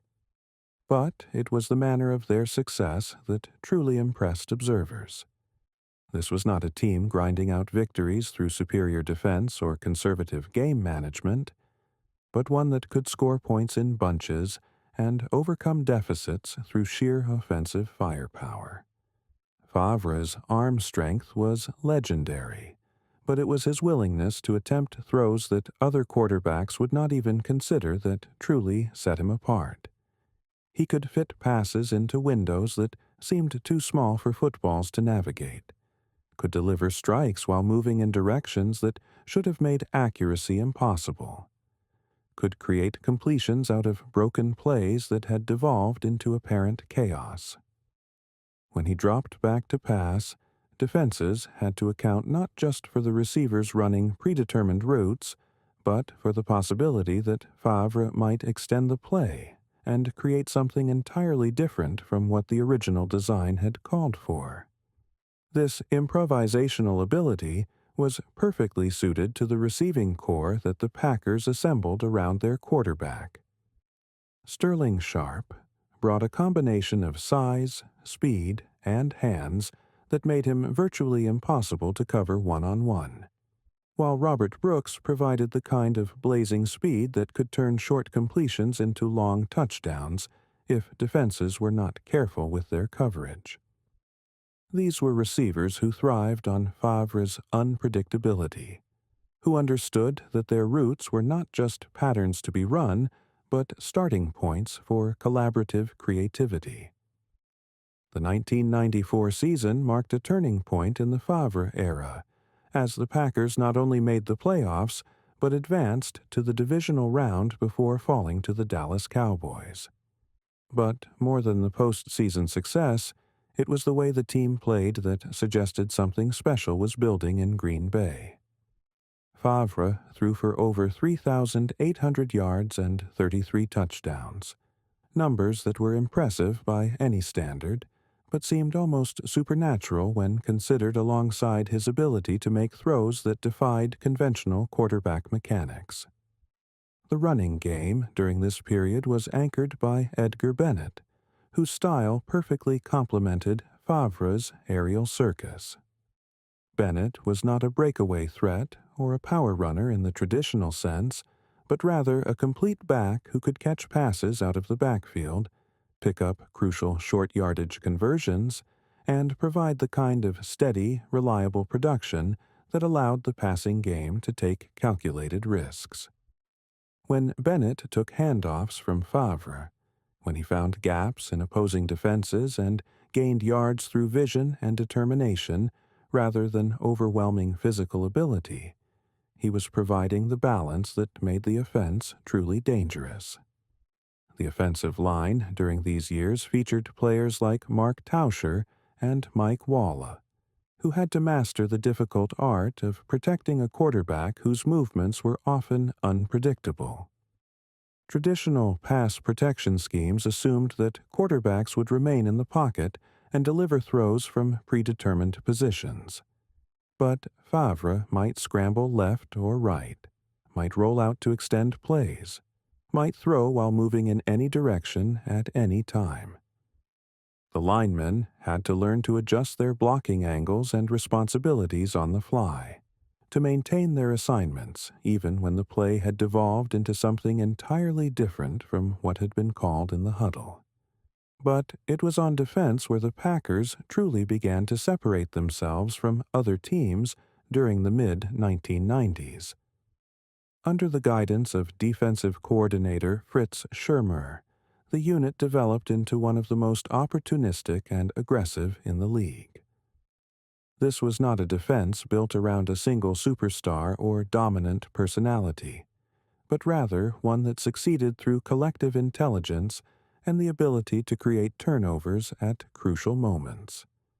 Reggie White's arrival in 1993 had provided the defense with the kind of dominant pass rusher that could single-handedly alter opposing game plans. White brought with him not just exceptional ability, but a level of professionalism and leadership that elevated everyone around him. When he lined up opposite offensive tackles, when he used his combination of size, speed, and technique to collapse the pocket and pressure quarterbacks, he was not just making individual plays. He was creating opportunities for his teammates to succeed. The secondary featured players like Leroy Butler and Eugene Robinson, who understood that playing behind an aggressive pass rush required both courage and intelligence. They had to be willing to take calculated risks, knowing that White and the other pass rushers would often force quarterbacks into hurried decisions that could be exploited by defenders who were in the right positions at the right times. When Butler made one of his acrobatic interceptions, when Robinson delivered punishing hits that separated receivers from footballs, they were operating as part of a coordinated system that maximized everyone's individual strengths. The linebacker corps, led by players like Bryce Paup and Wayne Simmons, provided the kind of speed and athleticism that modern defenses required to combat increasingly sophisticated offensive systems. These were not just run stoppers or pass defenders, but complete players who could handle multiple responsibilities within the same game, sometimes within the same play. When opposing offenses tried to exploit what they thought were mismatches, they often found themselves facing defenders who were prepared for exactly those situations. The 1995 season brought the Packers their first division title since 1972. The achievement that felt like validation of everything the organization had been building toward since Favre's arrival. The team finished 11-5 during the regular season, but more importantly, they had developed the kind of complete identity that championship teams require. They could win games through offensive explosion when the situation called for it, through defensive dominance when that was needed, through special teams excellence when games were decided by field position and hidden yardage. The playoffs that year provided a glimpse of what the Packers could accomplish when all their elements were functioning properly. They defeated the Atlanta Falcons and San Francisco 49ers in dominating fashion, outscoring their opponents by a combined margin of 62-20 and advancing to the NFC Championship game against the Dallas Cowboys. The Cowboys were the defending Super Bowl champions, a team built around established stars and championship experience, but the Packers proved they belonged on the same field. Though they ultimately lost that championship game to Dallas, the manner of their performance suggested that the gap between good and great was closing rapidly. Favre threw for 307 yards and 3 touchdowns, demonstrating that he could perform at his highest level against the best possible competition. The defense forced multiple turnovers and kept the Cowboys' explosive offense from establishing any consistent rhythm. The loss was disappointing, but it was also educational. It showed the organization exactly what would be required to take the final step toward championship status. The 1996 season arrived with expectations that had been building for years, finally crystallizing into genuine championship anticipation. The Packers had assembled all the necessary pieces: a transcendent quarterback, a dominant defense, a coaching staff that understood how to maximize their personnel, and an organization that had learned how to sustain excellence over multiple seasons. When training camp opened that summer, there was a sense throughout the facility that this might be the year when potential finally became reality. The regular season unfolded like a master class in sustained excellence. The Packers finished 13-3, the best record in the NFC, and they did so while facing a schedule that included many of the league's strongest teams. Favre threw for 3,899 yards and 39 touchdowns, numbers that established him as the most productive quarterback in football. The defense allowed just 210 points all season, a figure that reflected not just individual talent, but systematic superiority. But statistics, impressive as they were, could not capture the intangible qualities that made the 1996 Packers special. This was a team that carried itself with quiet confidence, that approached each game with the kind of professional preparation that suggested they understood exactly what was required to achieve their goals. When they took the field for practices or games, there was an intensity and focus that seemed to permeate every aspect of their preparation. The playoff run that followed was a systematic dismantling of increasingly desperate opposition. The Packers defeated the San Francisco 49ers 35-14 in the divisional round, a victory that felt like a statement about the changing balance of power in the NFC. They followed that with a 30-13 victory over the Carolina Panthers in the NFC Championship game, a performance that showcased every element of their superiority working in perfect coordination. And then came Super Bowl 31 against the New England Patriots, played in the Louisiana Superdome on January 26, 1997. This was the culmination of everything the Packers had been building toward, the moment when all their preparation and talent and dedication would be tested against the ultimate standard. The Patriots were coached by Bill Parcells and featured a defense that had proven capable of stopping explosive offenses through superior scheme and execution. The game itself unfolded as a showcase for everything that made the Packers special during this era. Favre threw for 246 yards and 2 touchdowns, but more importantly, he managed the game with the kind of intelligence and composure that demonstrated his evolution from raw talent to complete quarterback. The defense forced 5 turnovers, including 3 interceptions that set up short-scoring drives and established field position advantages that proved insurmountable. Desmond Howard provided the signature moment of the game with a 99-yard kickoff return for a touchdown that exemplified the kind of explosive plays that had become the Packers' trademark.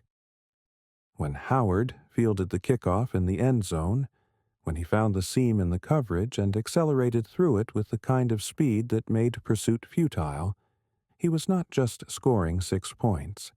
He was demonstrating the kind of special teams excellence that separated championship teams from merely good ones. The final score was 35-21, but the margin of victory understated the Packers' dominance throughout the game.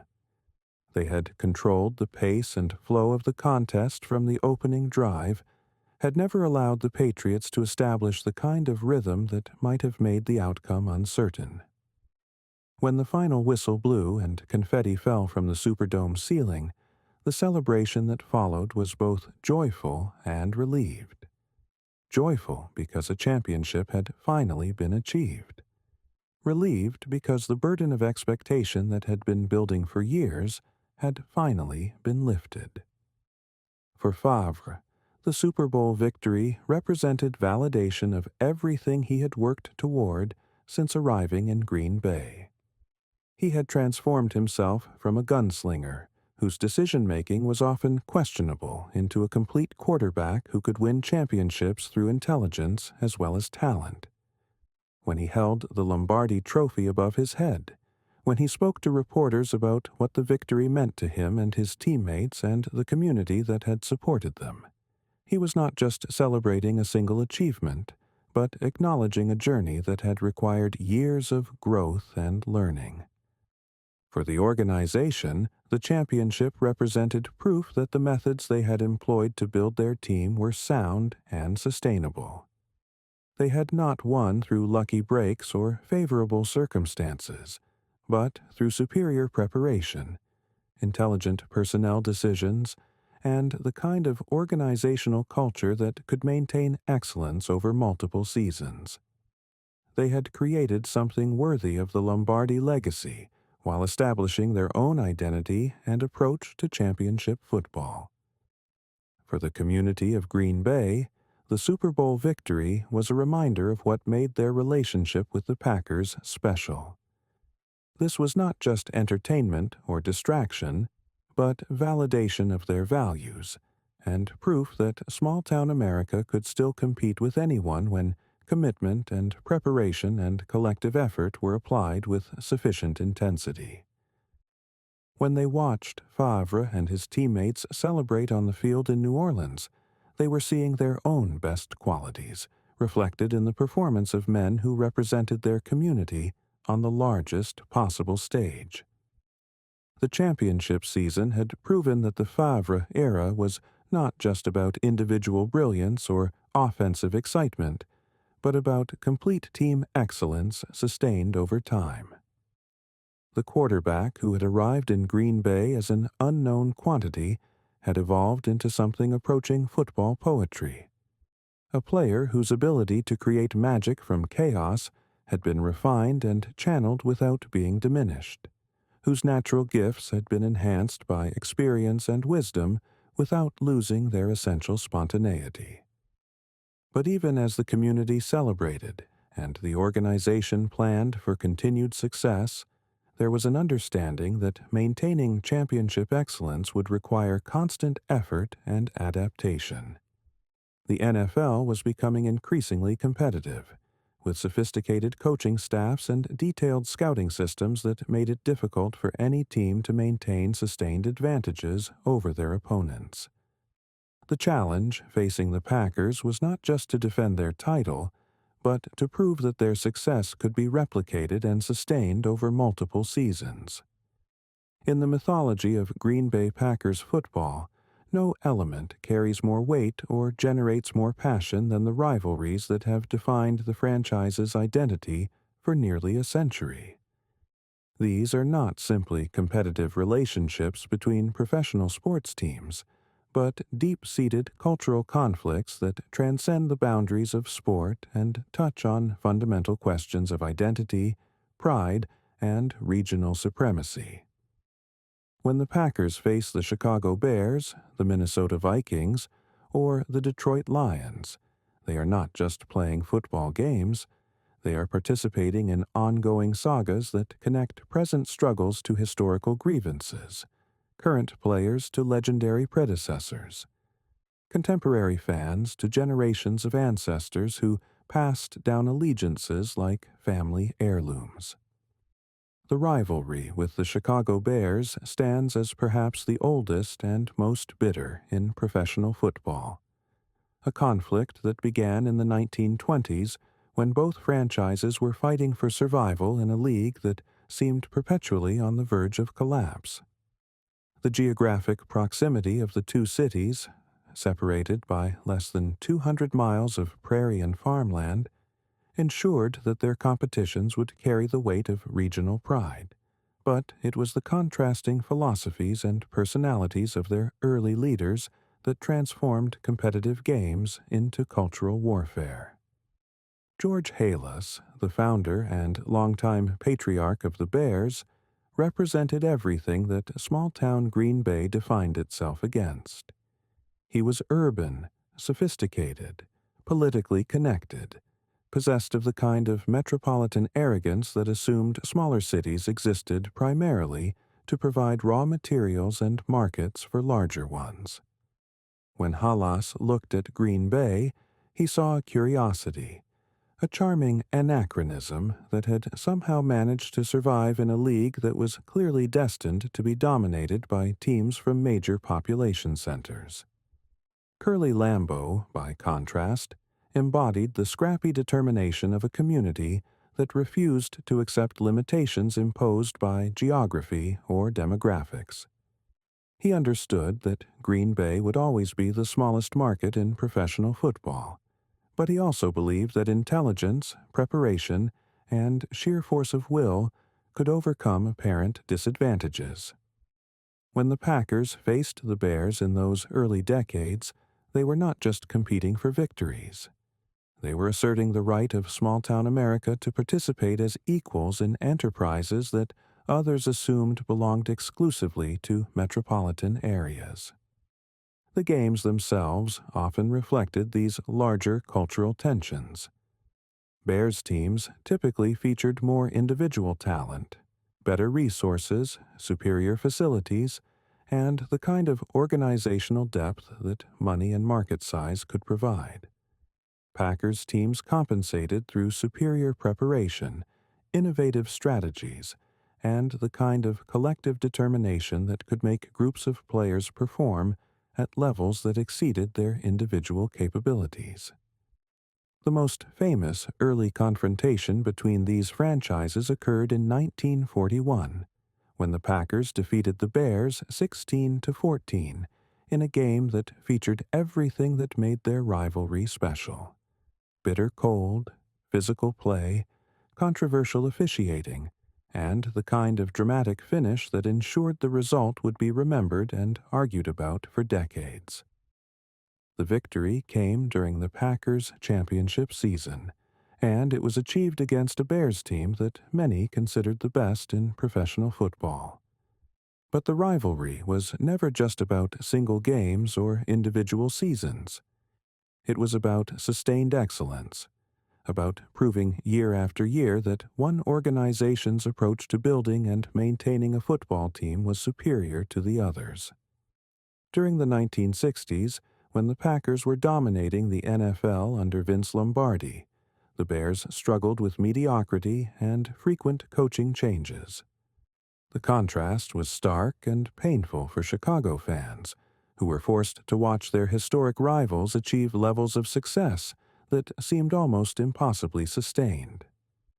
Dick Butkus, who played linebacker for the Bears during much of the Lombardi era, later described what it was like to face the Packers during those championship seasons.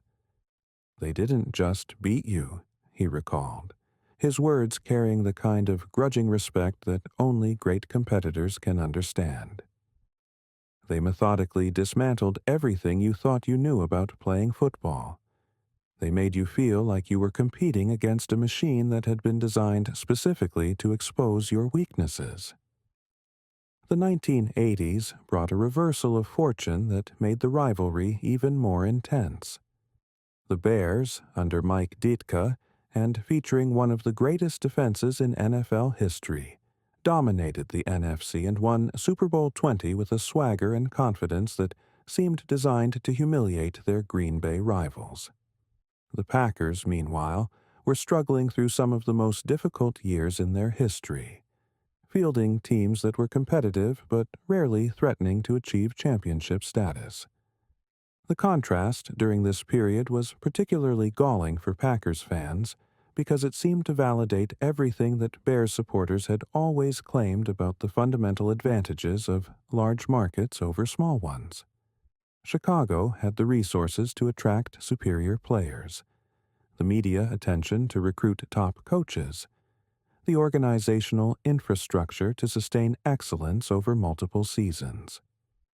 Green Bay appeared to be exactly what critics had always suggested. A charming anachronism that could achieve occasional success, but could never compete consistently with better funded, more sophisticated operations. But the arrival of Brett Favre in the 1990s shifted the dynamic once again, providing the Packers with the kind of transcendent talent that could single-handedly alter the balance of power between the franchises. Favre's improvisational brilliance and cannon arm gave Green Bay an advantage that no amount of organizational depth or financial resources could counter. When he faced the Bears, he seemed to elevate his play to even higher levels, as if the historical weight of the rivalry provided additional motivation for performances that bordered on the supernatural. The 2010 NFC Championship game represented perhaps the pinnacle of this modern iteration of the rivalry. The Packers traveled to Chicago needing a victory to advance to Super Bowl 45, and they achieved it through a combination of defensive dominance and opportunistic offense that showcased everything that had always made their franchise special. The victory was particularly satisfying because it came in Soldier Field, in front of a hostile crowd that had expected to celebrate their team's advancement to the Super Bowl. Aaron Rodgers, who had inherited the quarterback position from Favre, proved in that game that he could perform at his highest level when the stakes were highest. His touchdown passes seemed to arrive exactly when the Packers needed them most. His decision-making under pressure demonstrated the kind of composure that championship quarterbacks require, and his leadership helped his teammates maintain their focus despite playing in one of the most hostile environments in professional football. The rivalry with the Minnesota Vikings carries different but equally intense emotional weight. Rooted in geographic proximity and cultural similarities that make their competitions feel like family disputes rather than conflicts between strangers. Both franchises represent upper Midwest communities that pride themselves on toughness, work ethic, and the ability to perform effectively under adverse conditions. Both fan bases understand bitter cold, appreciate physical play, and value the kind of no-nonsense professionalism that can produce victories without unnecessary theatrics. But these similarities, rather than creating mutual respect, have instead intensified the competitive animosity between the franchises. When people who share similar values and circumstances compete against each other, the stakes feel higher and the defeats more personal. Vikings fans look at the Packers' success and see what their own team might have achieved with slightly different decisions or marginally better luck. Packers fans view Minnesota's periodic excellence as temporary aberrations that ultimately prove the superiority of their organizational culture and community support. The Brett Favre saga added a particularly bitter dimension to this rivalry when the future Hall of Fame quarterback after retiring from Green Bay, decided to continue his career with the Vikings. For Packers fans, this felt like more than just a personnel decision. It was a betrayal of everything they thought they understood about loyalty and institutional commitment. When Favre took the field in a Vikings uniform and led Minnesota to victories over his former team, the emotional impact went far beyond simple wins and losses. Yet the rivalry has also produced moments of genuine respect and admiration. When Vikings receiver Randy Moss made spectacular catches against Packers defenses, when Minnesota running backs like Adrian Peterson carved up Green Bay's run defense with displays of speed and power that seemed to defy physics, Packers fans could appreciate the artistry even while deploring the results. Great rivalries require great opponents, and the Vikings have consistently provided the kind of talented, well-coached teams that make victories meaningful and defeats educational. The Detroit Lions represent a different type of rivalry entirely, one characterized more by pity and frustration than by genuine animosity. The Lions have been the least successful franchise in the NFC North for most of the past several decades, cycling through coaches and quarterbacks and general managers without ever achieving the kind of sustained excellence that their rivals have periodically enjoyed. For Packers fans, games against Detroit often feel less like historic confrontations than like exercises in professional obligation. But this apparent competitive imbalance has created its own type of intensity. Lions fans understand that they are underdogs in almost every matchup with the Packers, but this knowledge makes them more rather than less passionate in their support. When Detroit does manage to defeat Green Bay, the celebration carries extra weight because it represents a rare opportunity to claim bragging rights over a franchise that has achieved everything the Lions have been unable to accomplish. The Thanksgiving Day games between these franchises have become particularly meaningful because they provide a national stage for competitions that might otherwise be dismissed as mismatches. When the Packers travel to Detroit for these holiday contests, they understand that they are not just playing another divisional opponent, but participating in a tradition that connects contemporary games to decades of similar confrontations. Calvin Johnson's career with the Lions provided several memorable moments in this rivalry, particularly his ability to make catches that seemed to violate the laws of physics and geometry. When Johnson ran routes against Packers defensive backs, when he used his combination of size, speed, and hands to create receptions that should have been impossible, he was demonstrating the kind of individual excellence that can temporarily overcome systematic disadvantages. But perhaps the most important aspect of these NFC North rivalries is the way they have shaped the Packers' institutional identity and community culture. Playing against the same opponents twice each season, season after season, decade after decade, has created a sense of familiarity and continuity that enhances the emotional investment of everyone involved. Fans pass down memories of great games, and controversial calls, and legendary performances like family histories, creating a shared cultural knowledge that deepens the significance of contemporary matchups. The rivalries have also forced the Packers to maintain high standards even during periods when championship contention seemed unlikely. Losing to division rivals carries consequences that extend beyond playoff positioning or draft placement.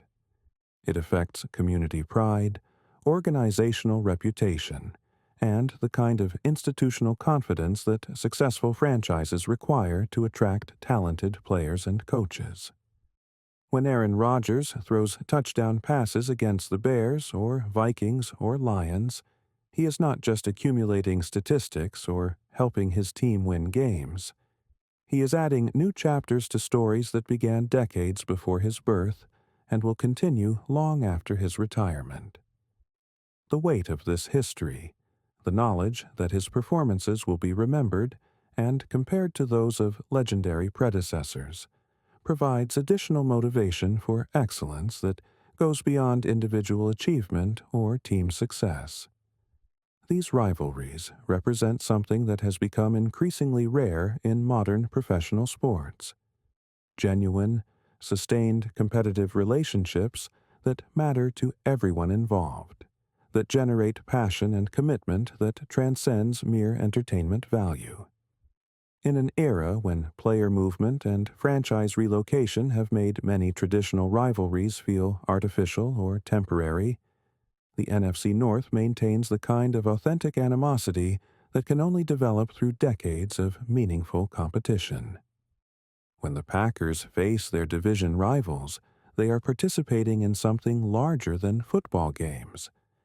They are continuing cultural conversations that have been ongoing for nearly a century, adding their own contributions to narratives that connect past achievements to present challenges to future possibilities.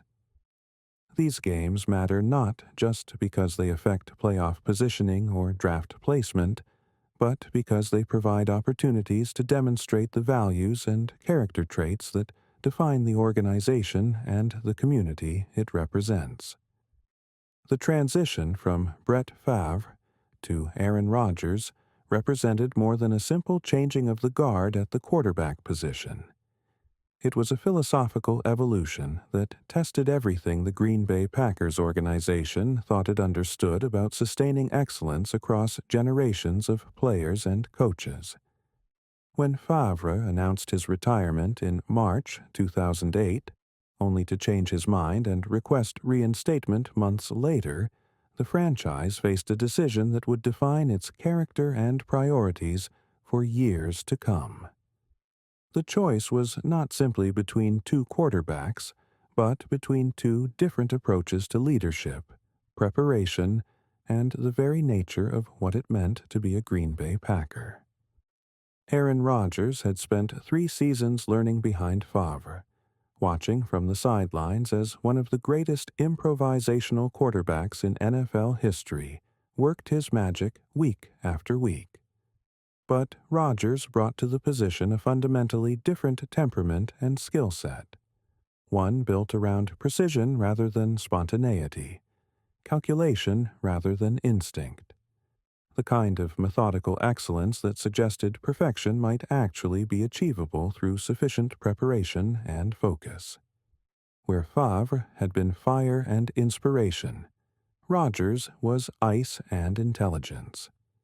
Where Favre trusted his arm to bail him out of difficult situations, Rodgers studied film until he understood exactly why those situations had developed and how they could be avoided in the future. Where Favre had thrived on the chaos of broken plays and desperate scrambles, Rodgers sought to eliminate chaos entirely, to create a level of systematic excellence that would make dramatic comebacks unnecessary, because his team would never fall behind in the first place. Mike McCarthy, who had been hired as head coach in 2006, understood that maximizing Rodgers' abilities would require a different approach than the one that had served Favre so well. McCarthy had learned offensive football in the West Coast system, where precision timing and exact route running were valued above improvisation and individual heroics. He saw in Rodgers the perfect quarterback for this philosophy, a player whose natural intelligence and dedication to preparation could be channeled into the kind of systematic excellence that championship teams required. The 2008 season, Rodgers' first as the starter, revealed both the promise and the challenges that lay ahead. The young quarterback threw for over 4,000 yards and 28 touchdowns, numbers that suggested he could indeed fill the statistical void left by Favre's departure.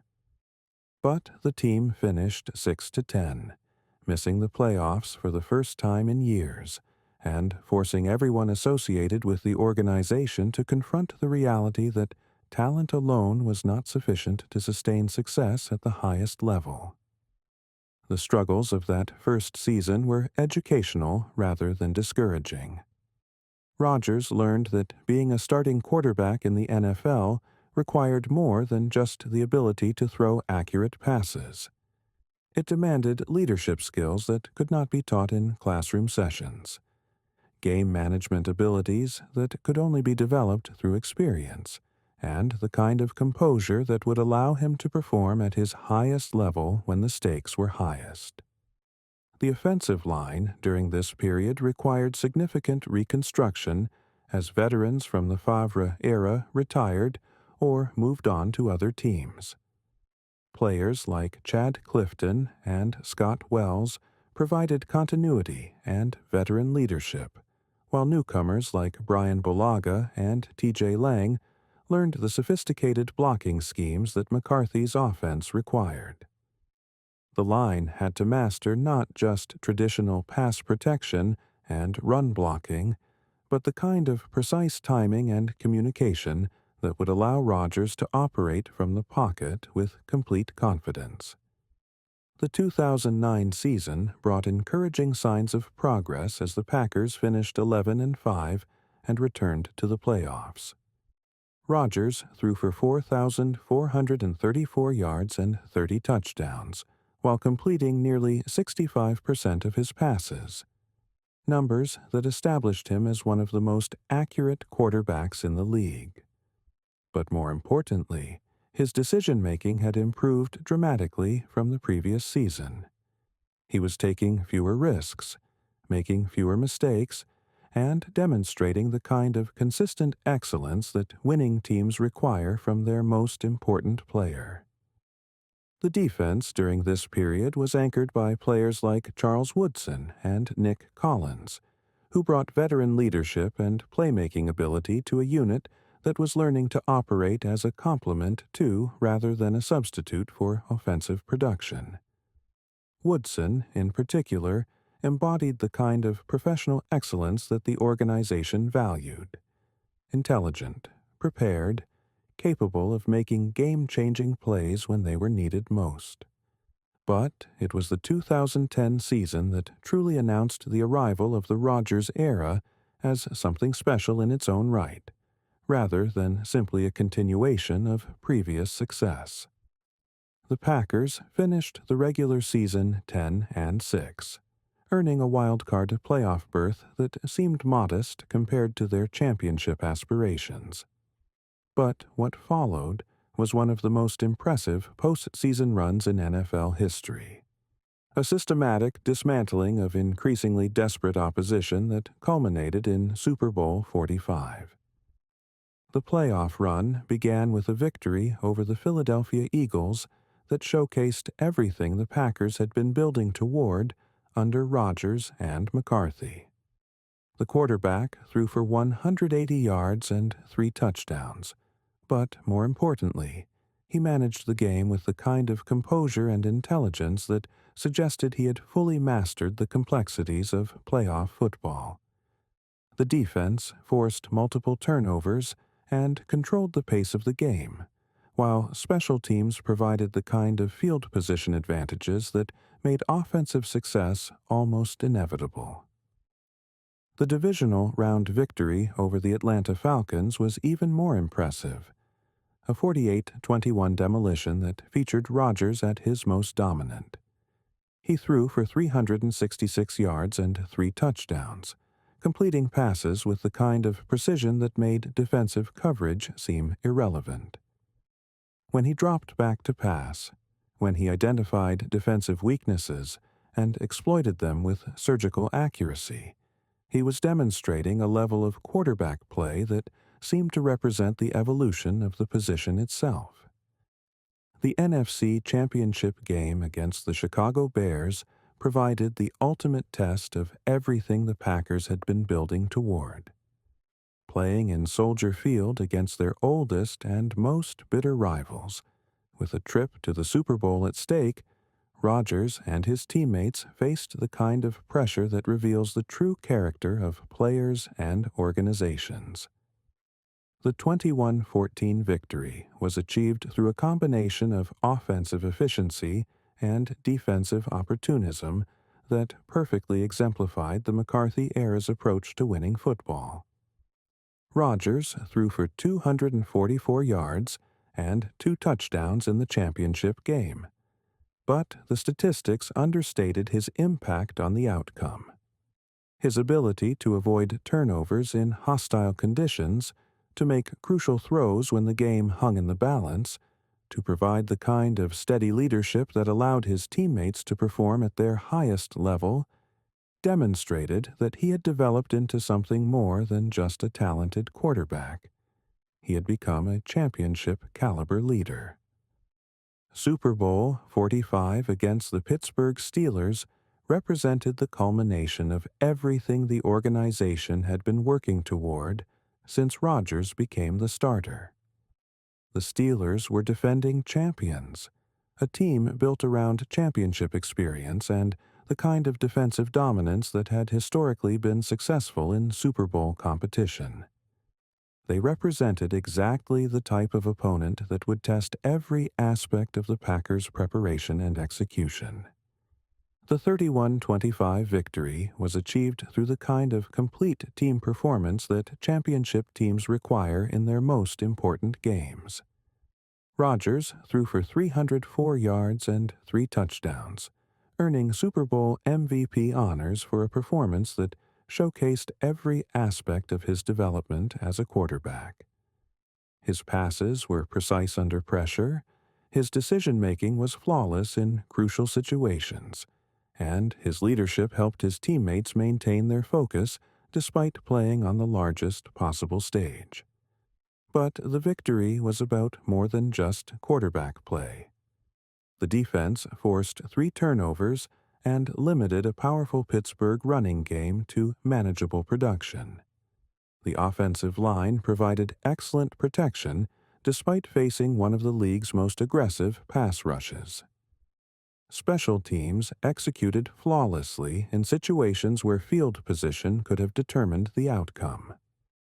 For the organization, the Super Bowl victory represented validation of their decision to move forward with Rodgers rather than attempting to accommodate Favre's return. They had proven that excellence could be sustained across generations of players, that institutional culture and systematic preparation could overcome the challenges inherent in major personnel transitions. The championship was not just a single achievement, but proof that the methods they had employed to build their team were sound and sustainable. For Rodgers personally, the Super Bowl MVP award represented the completion of a journey that had begun years earlier when he was drafted to sit behind one of the greatest quarterbacks in NFL history. He had learned patience, had developed his skills methodically, had prepared himself for the opportunity when it finally arrived.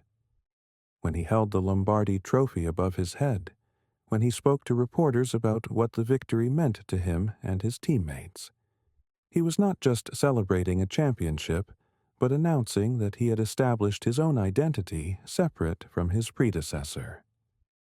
The years that followed brought continued regular season success, but frustrating playoff disappointments. The Packers won division titles and earned high playoff seeds, but they struggled to advance deep into the postseason, despite possessing what many considered the most talented roster in the NFC. The 2011 season saw them finish 15-1 during the regular season, a record that suggested championship inevitability, only to lose their first playoff game to the New York Giants. These disappointments were particularly frustrating because they seemed to waste the prime years of Rodgers' career. He was playing quarterback at a level that few players in NFL history had ever achieved. But individual excellence was not translating into team success when it mattered most. The organization faced questions about whether their approach to building a championship team was flawed, whether they had become too dependent on perfect execution rather than developing the kind of resilient toughness that could overcome adversity. Rodgers, during this period, was accumulating individual honors and statistical achievements that established him among the greatest quarterbacks ever to play the game. His completion percentage, touchdown to interception ratio, and passer rating numbers were historically excellent, suggesting a level of precision and efficiency that redefined what was possible at the position. When he threw touchdown passes, they often came with the kind of perfect placement and timing that made difficult catches appear routine. The receiving corps during the McCarthy era featured players like Jordy Nelson, Randall Cobb, and Davante Adams, who learned to run routes with the kind of precision that Rodgers's style demanded. These were not just talented receivers, but technicians who understood that success in the Packers system required exact timing and communication. When Nelson ran a comeback route, or Cobb found space in zone coverage, they were operating as part of a carefully orchestrated system that maximized everyone's individual strengths. But perhaps the most significant development during this period was the evolution of Rodgers himself, from talented quarterback to complete leader. He learned to command respect not just through his arm strength and accuracy, but through his preparation, his football intelligence, and his ability to elevate the performance of everyone around him. When he made pre-snap adjustments or called audibles at the line of scrimmage, he was demonstrating the kind of field generalship that separated great quarterbacks from merely good ones. The 2014 season brought another division title and the kind of regular season success that had become routine during the Rodgers era. But it was the playoff run that year that truly captured the essence of what made this iteration of the Packers special. They defeated the Dallas Cowboys in a divisional round game that featured everything that made playoff football compelling: dramatic momentum swings, controversial officiating decisions, and the kind of clutch performances that separate champions from pretenders. The NFC Championship game against the Seattle Seahawks, however, provided one of the most painful disappointments in franchise history. Leading 19-7 with just over 2 minutes remaining, the Packers seemed destined for another Super Bowl appearance. But a series of special teams breakdowns and conservative play calling allowed the Seahawks to force overtime, where they won on the first possession and ended Green Bay's championship hopes in devastating fashion. That loss to Seattle became emblematic of the frustrations that would define much of the McCarthy era. Regular season excellence undermined by playoff disappointments, individual brilliance failing to translate into team success when it mattered most, the kind of near misses that suggested championship-caliber talent was being wasted through systematic failures rather than individual shortcomings. The final years of the McCarthy era brought declining returns despite continued individual excellence from Rodgers. The 2016 and 2017 seasons were disrupted by injuries to the quarterback that revealed just how dependent the team had become on his individual brilliance. When Rodgers was healthy, the Packers could compete with anyone. When he was unavailable, they struggled to win games against even inferior opponents. The 2018 season brought a change in leadership, as Mike McCarthy was dismissed after 13 seasons as head coach. His tenure had been successful by most measures. He had won a Super Bowl, had consistently fielded competitive teams, had helped develop one of the greatest quarterbacks in NFL history. But the organization concluded that change was necessary if they were going to maximize what remained of Rodgers's prime years. McCarthy's dismissal marked the end of an era that had been defined by systematic excellence, methodical preparation, and the pursuit of perfection through precise execution. It had been a period of sustained success that fell just short of dynasty status, an era that produced individual greatness and regular season dominance, but struggled to convert that excellence into multiple championships. The challenge facing the organization as they moved forward was to learn from both the successes and failures of the McCarthy era, to identify which aspects of their approach had produced sustained excellence and which had prevented them from achieving their ultimate goals. They would need to find ways to maintain the systematic preparation and attention to detail that had made them consistently competitive while developing the kind of resilient toughness that could overcome adversity when perfect execution was not possible. The arrival of Matt LaFleur as head coach in January 2019 represented more than a simple coaching change. It marked the beginning of a philosophical evolution that would test the Green Bay Packers' ability to adapt their fundamental approach to building championship teams, while maintaining the core values and institutional culture that had sustained the franchise through nearly a century of competition. LaFleur brought with him a background in the modern offensive systems that had revolutionized professional football. But more importantly, he possessed a vision for how those innovations could be integrated with the kind of preparation and attention to detail that had always characterized Packer football at its best. The challenge facing LaFleur was simultaneously simple and impossibly complex. He inherited a team built around Aaron Rodgers, one of the most talented and accomplished quarterbacks in NFL history, but also a player whose relationship with the previous coaching staff had become strained and unproductive. The organization needed to find ways to maximize what remained of Rodgers's prime years, while also preparing for an inevitable transition to the post-Rodgers era.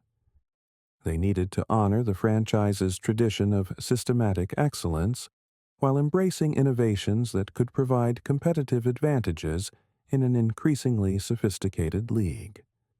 LaFleur's offensive philosophy was rooted in concepts he had learned working with Sean McVay and the Los Angeles Rams, but it was adapted specifically to take advantage of Rodgers's unique skill set and experience. The system emphasized pre-snap motion and play-action concepts that could create favorable matchups and simplify decision-making, but it also preserved the kind of flexibility and improvisational opportunities that had always made Rodgers special. It was, in many ways, an attempt to synthesize the best elements of modern offensive innovation with the timeless principles of quarterback excellence. The 2019 season provided immediate evidence that the new approach could produce results. The Packers finished 13-3 during the regular season, earning the number 2 seed in the NFC playoffs and demonstrating that significant philosophical changes could be implemented without sacrificing competitive excellence. Rodgers threw for 4,002 yards and 26 touchdowns, while posting a completion percentage of over 62%, numbers that suggested he had adapted successfully to the new system's requirements. But perhaps more importantly, the offense had developed a more balanced identity that did not rely exclusively on Rodgers's individual brilliance. The running game, led by Aaron Jones and Jamal Williams, became a consistent threat that could control games and provide the kind of complementary production that championship teams require. When Jones broke through opposing defenses for long touchdowns, when Williams ground out tough yards in short yardage situations, they were demonstrating that the Packers could win games through multiple methods, rather than depending entirely on their quarterback's improvisational abilities. The offensive line during this period underwent significant reconstruction as the organization invested heavily in protecting their most important asset. David Bakhtiari emerged as one of the premier left tackles in the league, providing the kind of consistent pass protection that allowed Rodgers to operate from clean pockets. Elgton Jenkins brought versatility and intelligence to multiple positions, demonstrating the kind of adaptability that modern offensive lines require to handle increasingly complex defensive schemes. The defense under coordinator Mike Pettine showed signs of returning to the kind of opportunistic excellence that had characterized the franchise's most successful periods. Players like Jair Alexander and Kenny Clark brought individual talent and leadership that elevated the performance of everyone around them. When Alexander covered opposing receivers with the kind of lockdown coverage that eliminated entire portions of the field, when Clark collapsed pockets and disrupted opposing running games, they were providing the kind of defensive foundation that championship teams require. The 2019 playoffs brought both validation and disappointment as the Packers advanced to the NFC Championship game before losing to the San Francisco 49ers. The loss was particularly frustrating because it came against a team that many felt the Packers were capable of defeating, but it also provided valuable lessons about what would be required to take the final step toward championship status. The 49ers had been more physical, more prepared for the conditions, more capable of executing their game plan under pressure. The 2020 season arrived amid the unprecedented circumstances of the COVID-19 pandemic, which created challenges that no team in NFL history had ever faced.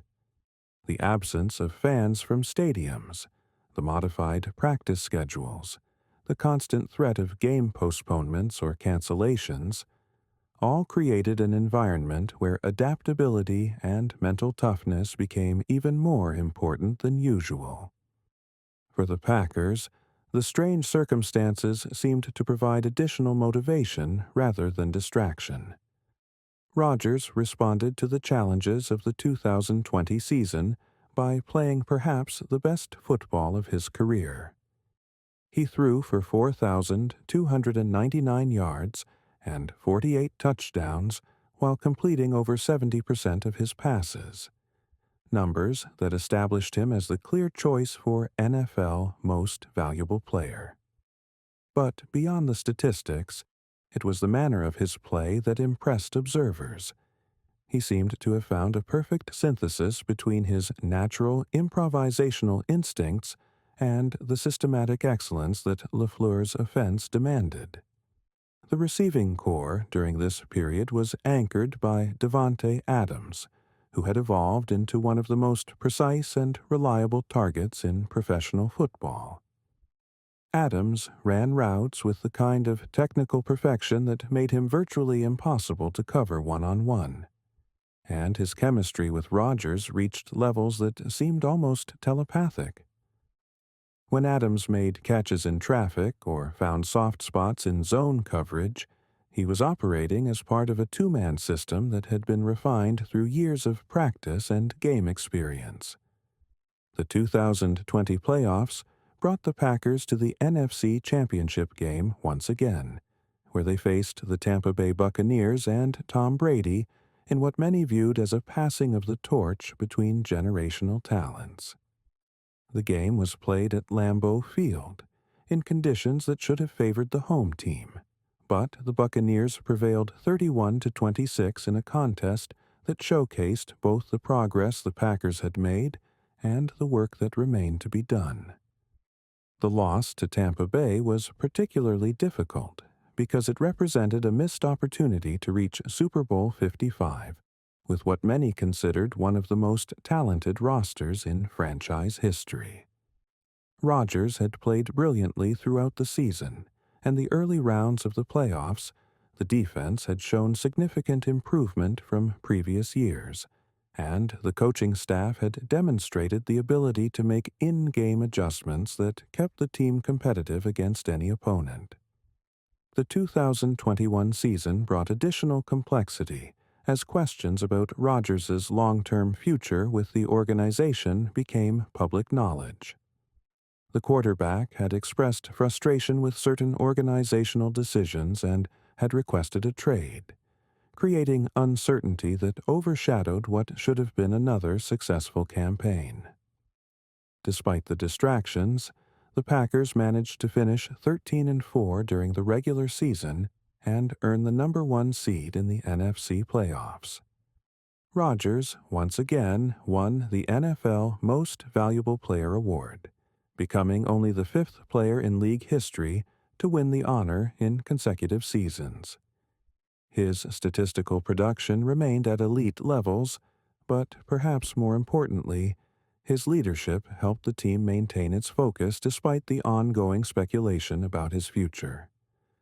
When he threw touchdown passes or led comeback drives, he was demonstrating the kind of professional excellence that had always characterized his approach to the game. The 2021 playoffs, however, ended in heartbreaking fashion as the Packers lost to the San Francisco 49ers in the divisional round, failing to advance to the NFC Championship game despite possessing home field advantage and what many considered superior talent. The loss was particularly difficult because it came in the kind of weather conditions that traditionally favored Green Bay, against an opponent that had traveled across the country to play in hostile territory. The defeat to San Francisco raised fundamental questions about the direction of the franchise and the effectiveness of their approach to building championship teams. They had assembled talented rosters, had employed innovative coaching, had featured one of the greatest quarterbacks in NFL history. But they had been unable to convert that excellence into Super Bowl appearances. The pattern of regular season success followed by playoff disappointment had become frustratingly familiar. The offseason that followed brought dramatic changes as Davante Adams was traded to the Las Vegas Raiders, and questions about Rodgers' future continued to dominate headlines. The organization faced a choice between committing fully to their veteran quarterback for what might be his final seasons, or beginning a transition toward the post-Rodgers era. They ultimately chose to retain Rodgers, while significantly restructuring the roster around him. The 2022 season tested this decision as the Packers struggled to maintain their previous levels of excellence. The loss of Adams created a void in the passing game that proved difficult to fill, and Rodgers was forced to develop chemistry with an entirely new group of receivers while learning to operate within an offense that had lost its most reliable target. The team finished 8-9 and missed the playoffs for the first time since 2018, ending a string of 4 consecutive division titles. The disappointing 2022 season served as a reminder that sustained excellence in professional football requires constant adaptation and renewal. Even the most talented players and sophisticated systems can become less effective when key personnel changes or when opponents develop countermeasures for previously successful strategies. The Packers learned that building championship teams requires not just individual talent, but the kind of organizational depth and systematic preparation that can overcome inevitable adversity.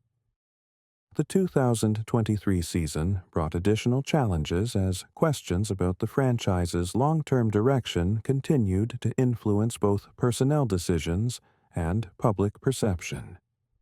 The organization had to balance the desire to maximize Rodgers' remaining prime years with the need to prepare for an uncertain future. They faced decisions about which players to retain, which coaches to employ, which strategies to pursue, all while operating under the knowledge that their window for championship competition might be closing. But even amid these challenges, the fundamental character of the Green Bay Packers organization remained unchanged. They continued to approach their work with the kind of systematic preparation that had characterized the franchise since the Lombardi era. They maintained their commitment to developing players and coaches who understood that excellence required constant effort and attention to detail.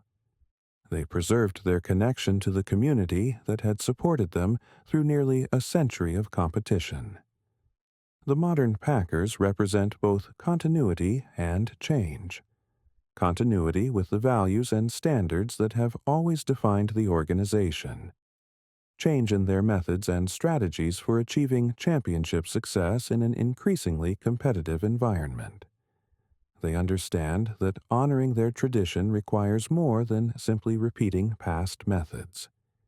It demands constant innovation and adaptation while never losing sight of the fundamental principles that have sustained the franchise through multiple eras of excellence.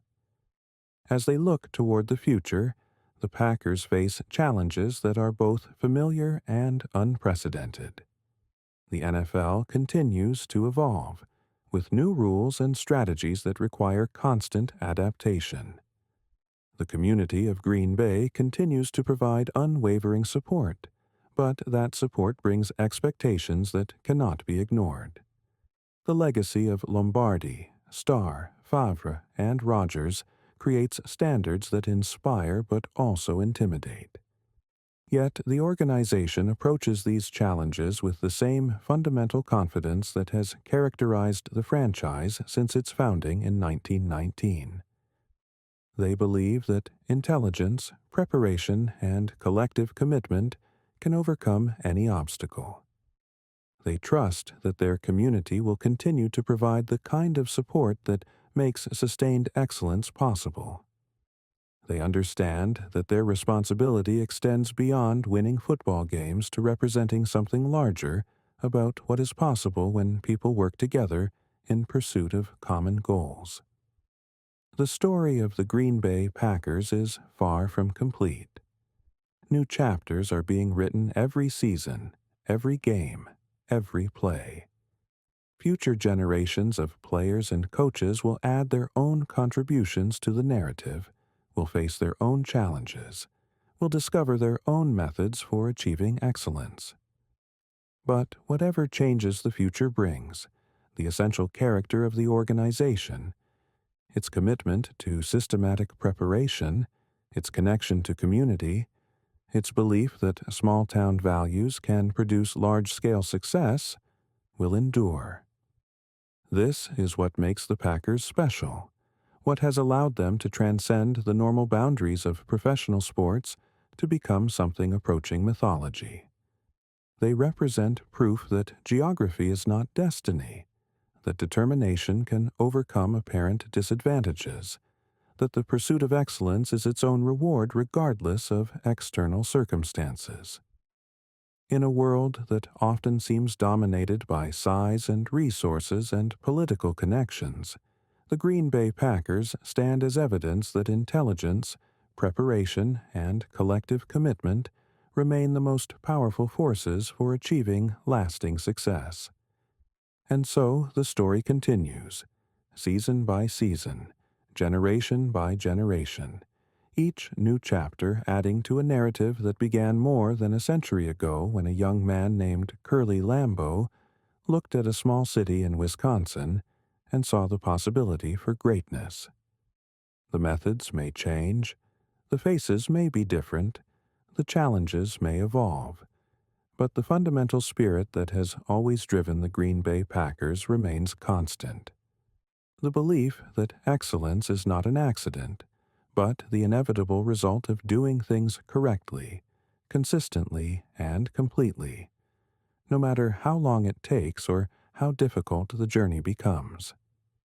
As the seasons turn and the years accumulate like snow on the frozen tundra of Lambeau Field, as new heroes emerge to add their names to the pantheon of Packers legends and old champions fade into the comfortable embrace of memory, there remains something eternal about what the Green Bay Packers represent. They are more than a football team, more than a business enterprise, more than a source of entertainment for Sunday afternoons. They are a living embodiment of the idea that excellence is achievable when community, vision, and unwavering commitment converge in service of something larger than individual ambition. In the end, this is what the story of the Green Bay Packers teaches us, that greatness is not a destination but a journey, not a single achievement, but a culture that must be maintained and renewed with each passing generation. From the humble beginnings in 1919, when Curly Lambeau convinced the Indian Packing Company to sponsor a ragtag group of local athletes, to the championship glory of the Lombardi era, to the gunslinger poetry of Brett Favre, to the surgical precision of Aaron Rodgers, each chapter has built upon the previous ones while adding something new and distinctive to the ongoing narrative. The Packers have survived and thrived through economic depressions and world wars, through the transformation of professional football from regional curiosity to national obsession, through rule changes and technological innovations that have fundamentally altered how the game is played and consumed.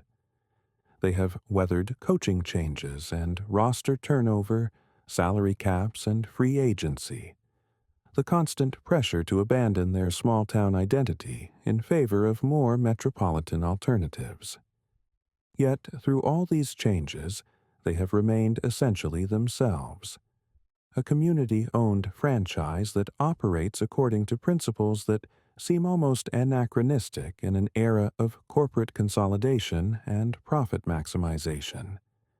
They continue to believe that intelligence and preparation can overcome apparent disadvantages, that systematic excellence is more valuable than temporary expedience, that the pursuit of perfection is worthwhile even when perfection itself remains eternally elusive.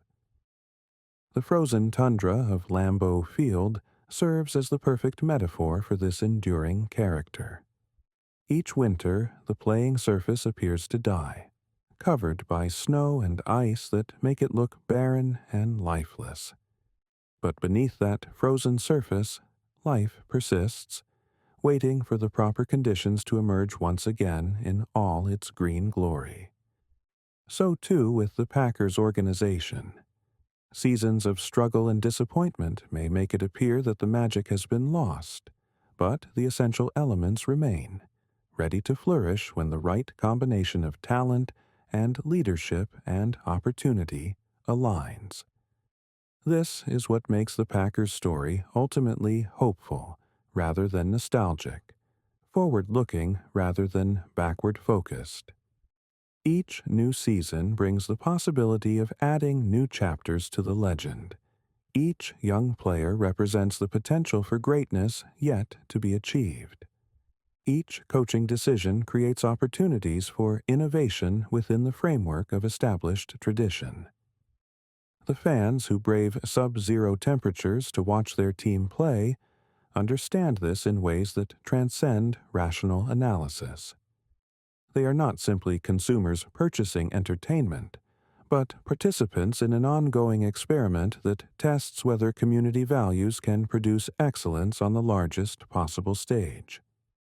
When they cheer for touchdowns scored by players they have never met, when they celebrate victories achieved through strategies they may not fully understand, they are affirming their belief that collective effort can produce results that exceed the sum of individual contributions. The players who wear the green and gold carry with them the accumulated weight of nearly a century of achievement and expectation. They understand that they are not just representing themselves or even their teammates, but an entire tradition of excellence that stretches back through generations of predecessors who faced their own challenges and found ways to overcome them. When they take the field at Lambeau, when they execute plays designed by coaches who understand both the history and the future of their franchise, they are participating in something that connects them to Lombardi's championship teams and Favre's improvisational brilliance and all the ordinary heroes who contributed to extraordinary achievements. This continuity of purpose and identity is what allows the Packers to remain relevant and competitive even as the NFL continues to evolve around them. They have learned to adapt their methods without compromising their principles, to embrace innovation without abandoning the core values that have sustained them through multiple eras of change. They understand that honoring tradition requires more than simply repeating past practices. It demands the courage to experiment and evolve while never losing sight of what made success possible in the first place. The ownership structure that seemed so precarious during the franchise's early years now appears prescient, a bulwark against the kind of corporate relocations and profit-driven decisions that have disrupted other communities' relationships with their teams. The fans who purchase stock certificates that provide no financial return but guarantee that the Packers will remain in Green Bay are making an investment in something that transcends economics. They are purchasing a piece of the future, ensuring that the story can continue to unfold for generations yet to come. As we look toward that future, as we contemplate the challenges and opportunities that await the Green Bay Packers in the years and decades ahead, we can do so with confidence rooted in historical precedent. This organization has faced existential threats before and emerged stronger. It has navigated transitions between legendary figures and discovered new sources of excellence. It has adapted to rule changes and technological innovations while maintaining its essential character and competitive standards. The next great quarterback is somewhere out there, perhaps already in the organization's system, perhaps still in college or high school, perhaps not yet born. The next great coach is studying film and developing philosophies that will shape future championship runs. The next generation of fans is learning to love the game and discovering what it means to belong to something larger than themselves. And somewhere in Green Bay, Wisconsin, in the offices and meeting rooms and practice facilities that house the ongoing work of building championship football teams, people are preparing for challenges they cannot yet imagine, developing solutions to problems that have not yet presented themselves, maintaining the kind of systematic excellence that has allowed a small-town franchise to compete with anyone, anywhere, under any circumstances. This is the true legacy of the Green Bay Packers.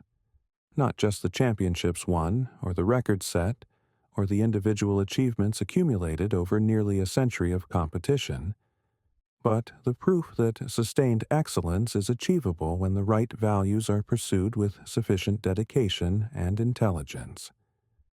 They have shown that community support can substitute for corporate resources, that systematic preparation can overcome natural disadvantages, that the pursuit of perfection can produce results that inspire long after the specific victories have been forgotten.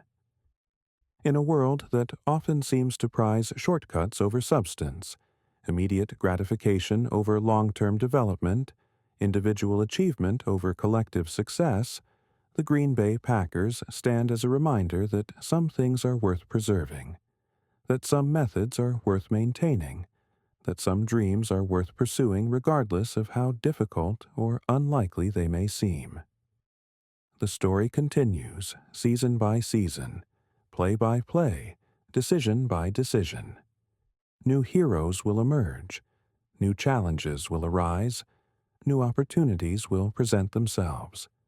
But the fundamental character that has sustained the Green Bay Packers through nearly a century of change will endure, adapted but unchanged, evolved but eternal.